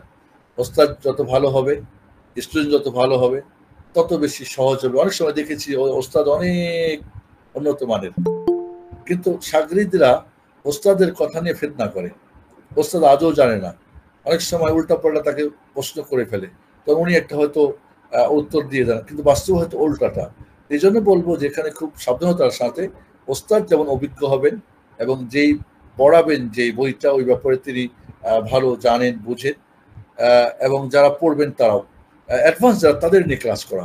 সবাইকে নিয়ে করলে হয়তো বুঝতে গিয়ে উলটপালট হয় কিনা আমার সন্দেহ আছে। আমি বলবো যে হ্যাঁ, এই ধরনের ভালো টিচার নির্বাচন করে এবং ভালো যারা অ্যাডভান্স ছাত্র বা ছাত্রীদেরকে নিয়ে করা যেতে পারে। ধন্যবাদ। এটা অত্যন্ত চমৎকার একটা আগ্রহ এবং প্রচেষ্টা হবে, এবং আমি মনে করি এমন অ্যাডভান্স ভাই বোনদেরকে এগিয়ে আসা দরকার, ওস্তাদদেরও আসা দরকার। ধন্যবাদ। বারাকাল্লাহু ফিক। রিয়াদ খান প্রশ্ন করেছেন, 1971 সালের মুক্তিযুদ্ধের ব্যাপারে আমাদের ধারণা কি হবে? কারণ পাকিস্তানিরাও মুসলিম আর আমরাও মুসলিম, তাহলে যারা মেরেছে এবং যারা মারা গেছে উভয় কি জাহান্নামী হবে হাদিস অনুযায়ী? জাযাকাল্লাহু খাইরান। রাজনৈতিক প্রেক্ষাপট থেকে যুদ্ধটা হয়েছিল, যদিও ব্যক্তি পর্যায়ে ইসলামিক অনুভূতি বা চিন্তা ভাবনা ছিল, অনেকে রোজা রেখেছিল। আমরা যুদ্ধ কি 47 সালের বিভক্তি যখন হলো, ইন্ডিয়া পাকিস্তান, পূর্ব পাকিস্তান, পশ্চিম পাকিস্তান, তখন কিন্তু একটা ইসলামিক অনুভূতি নিয়ে হয়েছিল। ইংরেজদেরকে তাড়ানোর ক্ষেত্রে বালাকোটের কথা আমরা জানি, ইসমাইল শহীদের কথা আমরা জানি। ব্যক্তি পর্যায়ে বা গোষ্ঠী পর্যায়ে ইসলামিক হলেও স্বাধীনতা যুদ্ধের যে লক্ষ্য উদ্দেশ্য, সেখানে ইসলাম বলে কোনো জিনিস ছিল না, এবং সেজন্য পরবর্তীতে ইসলামের কিছু হয় নাই, বরং ইসলাম ক্ষতিগ্রস্ত হয়েছে। রাজনৈতিক পর্যায়ে যারা যখন এসেছে তারাই ফায়দা লুটেছে। সেই যুদ্ধটা আমি বলবো, যেটা আগে বলেছি, ব্যক্তির নিয়তের উপর নির্ভর করবে, কারা যে ইসলামের জন্য করেছিল আর কারা করে নাই, কারা যে ভুল জেনে আর সঠিক জেনে, তাও আমরা জানি না। কারণ এখানে মূলত ফায়দা লুটেছে ইন্ডিয়া, সেদিনও আজও ফায়দা লুটে গেছে ইন্ডিয়া। কাজেই ইন্ডিয়া দুই পাকিস্তানকে ভাগ করে তার স্বার্থ, সে ছিল বিড়ালের মতো, আর দুইটাকে দুই ভাগ করে দিয়ে হয়ে গেল সে সিংহ, আর এই সিংহ তখন খাওয়া শুরু করলো, বাকি হয়ে দুই পাকিস্তান হয়ে গেল হয়তো বিড়াল, আর এই বিড়ালদেরকে ইচ্ছে মতো শাসাচ্ছে, করছে। এই জন্যে সেই স্বাধীনতাটা ইসলামের কোনো প্রেক্ষাপট থেকে হয় নাই, রাজনৈতিকভাবে হয়েছে, গণতান্ত্রিকভাবে হয়েছে। ওইভাবে আমাদের বিচার বিশ্লেষণ করতে হবে। সেইখানের পক্ষে বিপক্ষে যারা গেছেন তারা হয়তো মুস্তাহিদ হলে ভুল করলে অনেকে আছে, আর মুস্তাহিদ না তো বুঝতে। আমি খুব অবাক হই, আমি মনে করি ব্যক্তিগতভাবে যে রাজনৈতিক ময়দানে যারা রাজনীতি বুঝে তারাই কথা বলবে। যদু আর ফদু, রিক্সা চালক আর ভ্যান চালক আর গাড়ি চালক রাজনীতির কথা বলবে, আমার দেশে কিন্তু এটা হচ্ছে, এটা মোটেই ঠিক না, যার কারণে রাজনৈতিক ধ্বংস হচ্ছে। আর ধর্মীয় ময়দানেও ঠিক তাই, যে ধর্মীয় বিষয়ে যারা অভিজ্ঞ বিশেষজ্ঞ তারাই কথা বলবেন, এবং সত্যিকারে বলবো যারা আকীদা মানহাজ বুঝে তারাই। বিভিন্ন দল মত, খানকা মানকা, তরিকা মরিকা আলাদা কথা বলার সুযোগ দেওয়া মানে কি অরিজিনাল ইসলামকে ধ্বংস করা, যেটা চলছে। তো সেখানেও আমাদের একটা নীতিমালা থাকা দরকার, সবাই কথা বলতে পারবে না, আর বাতিলদেরকে তো পুরোটাই ক্লোজ করে দিতে হবে। হক যারা আছে সেখানেও যার যার মতো কথা বলবে তা না। আজকাল দেখা যায় এক একজন বড় বড় নেতা আর বড় বড় হুজুর বড় বড় ভুল করে বসতেছেন, কারণ আকীদা মানহাজের ব্যাপারগুলি তাদের স্পষ্ট হয়তো না, স্পষ্ট না। আমি বুঝি, কারণ কে আকীদা পড়েছে আর কে পড়ে নাই। আমি তো এর আগেও বলছি যে সৌদি আরবে ইসলামিক সেন্টারে যারা 2-1 বছর ওই রাস্তা ঝাড়ু দিয়েছে, কিন্তু শুক্রবারে সে ক্লাস করেছে, ওরা যত আকীদা মানহাজ বুঝে, বাংলাদেশে বসে অনেকেই বড় বড় পদ নিয়ে বড় বড় টাইটেল নিয়ে কিন্তু আকীদা মানহাজ বুঝছে না, কারণ এখানে সে আকীদা মানহাজ পড়াই না এবং পড়ে নাই, তার ব্যাকগ্রাউন্ডে নেই। এটা বড় দুঃখজনক। এই জন্য বলবো যে বিষয়টা পুরোটাই রাজনৈতিক বিষয় ছিল, আর সেইভাবে আমাদেরকে এখন আমরা সেখানে ইসলাম যোগ করে দিলাম, পক্ষে বিপক্ষে হয়ে গেলাম, আর তকবির নারা লাগাই দিলাম, আর শহীদ না হয়ে গেলাম। আমার মনে হয় বিষয়টাকে, আমি বলি যে গণতন্ত্রকে মেম্বারে নিয়ে এসে ইসলামিককরণের অধিকার কে আপনাকে দিল? রাস্তার গণতন্ত্রকে কে আপনাকে এই ফতোয়াবাজি করে আপনি ইসলামিককরণের কে অধিকার দিল? তাহলে গণতন্ত্রের মতো দেখেন, গণতন্ত্রকে গণতন্ত্রের ফতোয়া দেন, ইসলামিক যদি হয় ইসলামিকের ফতোয়া দেন। কাজে গণতন্ত্রকে, এবং এখানে ফায়দা নেওয়ার জন্য আপনি ফতোয়া দিয়ে দিবেন, ওখানেও আপনি আছেন, কারণ ওখানে আপনার ভোট নোট দরকার। আমি বলেছি ভোট নোটের আমরা করি না, আমরা দাওয়াত করি না। ভোট নোটের যারা দাওয়াত করে তারাই কিন্তু এই ধরনের কথাগুলি বলে থাকে, যেখানে যেমন তেমনই তারা বলে, কারণ তাদের নোট দরকার, তাদের ভোট দরকার, তার পাবলিক সমর্থক দরকার, এবং তার নোট দরকার। এটা আমরা করি না, এটা ইসলাম এটা শেখাই নাই আমাদেরকে। মুহাম্মদ সাল্লাল্লাহু আলাইহি ওয়াসাল্লাম এই জন্য করেন নাই, সাহাবায়ে কেরাম তাবেঈন এই জন্য করেন নাই। আপনারা জানেন যে পারস্যের সম্রাট বলেছিল যে এই রাজপ্রাসাদ ভান্ডার খুলে দেওয়া হয়েছে, যার যা সব নিয়ে যাও। এই জন্য শীর্ণ আর এইসব খালি পায়ে লোকজন আর এই সব ফটা ফুটা পানি কি জন্য, যাও নিয়ে যাও। বলে না, এই জন্য আমরা আসি নাই, আমরা দাওয়াত করতে এসেছি লিখরাজিল ইবাদ মিন ইবাদাতিল ইবাদ ইলা ইবাদ রাব্বিল ইবাদ। মানুষ হয়ে মানুষ ইবাদত করা থেকে বের করে নিয়ে এসে রব্বুল ইবাদ আল্লাহর বন্দী করার জন্য, আমরা তাওহীদের জন্য আমরা এসেছি। দুনিয়ার কোনো স্বার্থ, কোনো পদ মসনদ আর কোনো দলমতের জন্য আমরা আসি নাই। আমরা এসেছি তাওহীদ কায়েম করার জন্য, আমরা আকীদা প্রতিষ্ঠা করার জন্য, ঈমান কায়েম করার জন্য। এটাই হবে আমাদের। কাজেই এখানে আপনি সঠিক জিনিসটা বলতে ভয় পান, আপনি ওই জন্য ডানে বামে বলেন বা স্বার্থের জন্য ডানে বামে বলেন, এটা তাহলে আপনার মুখ বন্ধ। একটা কথা বলবো লাস্টে, একটা দেশের দুনিয়ার যত কল্যাণ প্রাচুর্য, এটা যারা দুনিয়ার শাসনভার দায়িত্ব পালন করেন তাদের উপর নির্ভর করে। আল্লাহ এদের মাধ্যমে পাঠান, কারণ এরা যত নিয়ম নীতি সবকিছু দিন দিয়ে দুনিয়া করবে, আল্লাহ এদেরকে কি দিবেন? দুনিয়ার সবকিছু দিবেন। আর দিনের কল্যাণ মঙ্গল দিবেন আলেম সমাজের মাধ্যমে। উলুল আমর কিন্তু এরাই, উলুল আমর ওলামারা। উলুল আমর কি? যারা রাষ্ট্র, ইসলামের রাষ্ট্র যারা শাসন করেন। এই দুই যত ভালো হবে তত দুনিয়ার দিন ভালো হবে, আর দুইটাই যত ফাসাদ হবে, ধ্বংস হবে, ততই ধ্বংস হবে। আমাদের দেশে যদি আপনি বলেন যে রাজনৈতিক ময়দানের যাদের মাধ্যমে আল্লাহ দুনিয়া দিবেন, আর যাদের ধর্মীয় ময়দানের তাদের মাধ্যমে দিন দিবেন, দুইটার অবস্থা কি আপনারাই নির্ণয় করেন, আমি আর কি বলবো। আপনারা নাম্বারিং করেন, আপনারা বিচার করেন, আমার বলার কোনো এখানে তো অধিকার আপনারা দেন নাই যে আমি বলবো। দিলে তখন যখন অধিকার আসবে তখন তো বলবো ইনশাআল্লাহ। ধন্যবাদ। স্পষ্ট করে খুব সহজ ভাষায় বলার চেষ্টা করেছি, এবং সালাফুস সালিহিনদের আকীদা মানহাজ থেকে বলার চেষ্টা করেছি, তাদের বুঝ থেকে।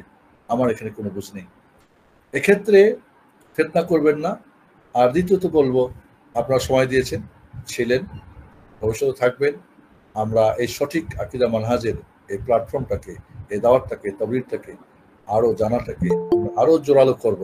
আমি উদাত্ত আহ্বান জানাচ্ছি আমার ভাইদেরকে, বিশেষ করে বোনরা। সবসময় খাদিজারা কিন্তু ফার্স্ট থাকে, খাদিজারা সবসময় ফার্স্ট। কারণ আপনারা জানেন যে আবু বকর রাদিয়াল্লাহু চাইতেও কি খাদিজা কিন্তু আগে, আমরা জানি। এবং আপনারা জানেন যে খাদিজা রাদিয়াল্লাহু তাআলা আনহা, এখন আমরা দেখি যে দানের ক্ষেত্রে বা ভালো কাজের ক্ষেত্রে খাদিজারা সবসময় ফার্স্ট দেখি, মাশাআল্লাহ। তো আমি বলবো যে বোনরা যেখানে আছেন, আপনারা এগিয়ে আসলে আমাদের ভাইরাও এগিয়ে আসবে, আপনারা এগিয়ে আসলে আমাদের বাচ্চারাও এগিয়ে আসবে। আপনারা যদি একটা পরিবার গঠনে আপনাদের অনেক বড় ভূমিকা। আশা করব যে বোনরা ভাইয়েরা সবাই মিলে আমরা সত্যিকারে বর্তমানে সেই আকীদা মানহাজের জন্য যুদ্ধ করতেছে, একে ধ্বংস করার জন্য। সেই আকীদা মানহাজকে ধ্বংস করার জন্য বিভিন্ন প্ল্যাটফর্ম থেকে বলতেছে আকীদা হলো সালাফি আর মানহাজ হলো কি ইখওয়ানি তাবলীগি বলে আমাদের ভাই বোনদেরকে নষ্ট করতেছে। না, আমি বলেছি আকীদা ধ্বংস হলে তার মানহাজ ধ্বংস, মানহাজ ধ্বংস হলে আকীদা ধ্বংস। একটা ঠিক থাকলে আরেকটা ঠিক থাকবে, এটা কখনই না, দুইটা অবশ্যই থাকতে হবে। আগাজিস মানহাজ সালাফ ইখওয়ানি, মানে তার আকীদাও ইখওয়ানি। যদি বলেন যে তার মানহাজ সালাফি, তাহলে তার আকীদাও সালাফি। যদি বলেন তার আকীদা সালাফি, তো মানহাজও সালাফি। তাই দুইটা এক হবে, দুই হতে পারে না, হতে পারে না। এটা শুধুমাত্র ধোঁকা দেওয়া, আমাদের সাথে কি ধোঁকাবাজি করা, এটা মনে রাখলে এটা হচ্ছে আমাদের। এখন আমাদের মাঝে অনেক অনেক ইখওয়ানি, কিছু মাদানি, কিছু খারেজি সালাফি মুখোশ ধরে ঘুরে বেড়াচ্ছে, মুখোশ পরে ঘুরতেছে। কিছু আহলে হাদিস যারা জন্মগত, তারা কিন্তু ইখওয়ানি খারেজিদের মুখোশ পরে ঘুরতেছে। এদেরকে চিহ্নিত করতে হবে, এদের ইলম আমল থেকে আমাদের দূরে থাকতে হবে, এরা আমাদেরকে ধোঁকা দিচ্ছে, এটা আমাদের মনে রাখতে হবে। ধন্যবাদ সবাইকে, জাযাকুমুল্লাহ খাইর ওয়া বারাকাল্লাহু ফীকুম। আবারও পরবর্তী যদি আমাদের ক্লাস হয়, আমরা বলেছি প্রতি মঙ্গলবার 9:30 থেকে আমরা আকীদা মানহাজের উপরে নিয়মিত ক্লাস করব। আজকে আকীদা মানহাজের একটা ধারণা হয়েছে, পরবর্তী কোনো একটা পার্ট নিয়ে আমরা আলোচনা শুরু করব ইনশাআল্লাহ। বিশেষ করে যদি আমরা তাওহীদ আর শিরক বুঝি, সুন্নাত আর বিদআত বুঝি, তাহলে আকীদা মানহাজের ব্যাপারটা আমাদের কাছে অনেকটা স্পষ্ট হবে। সেক্ষেত্রে আমরা পরামর্শ করে শুরু করব। ধন্যবাদ সবাইকে। আসসালামু আলাইকুম ওয়া রাহমাতুল্লাহি ওয়া বারাকাতুহু। ওয়া আলাইকুম আসসালাম ওয়া রাহমাতুল্লাহি ওয়া বারাকাতুহু। শাইখ জাযাকাল্লাহু শাইখ, বারাকাল্লাহু ফিক শাইখ। ওয়া ইয়াকুম। জাযাকাল্লাহু।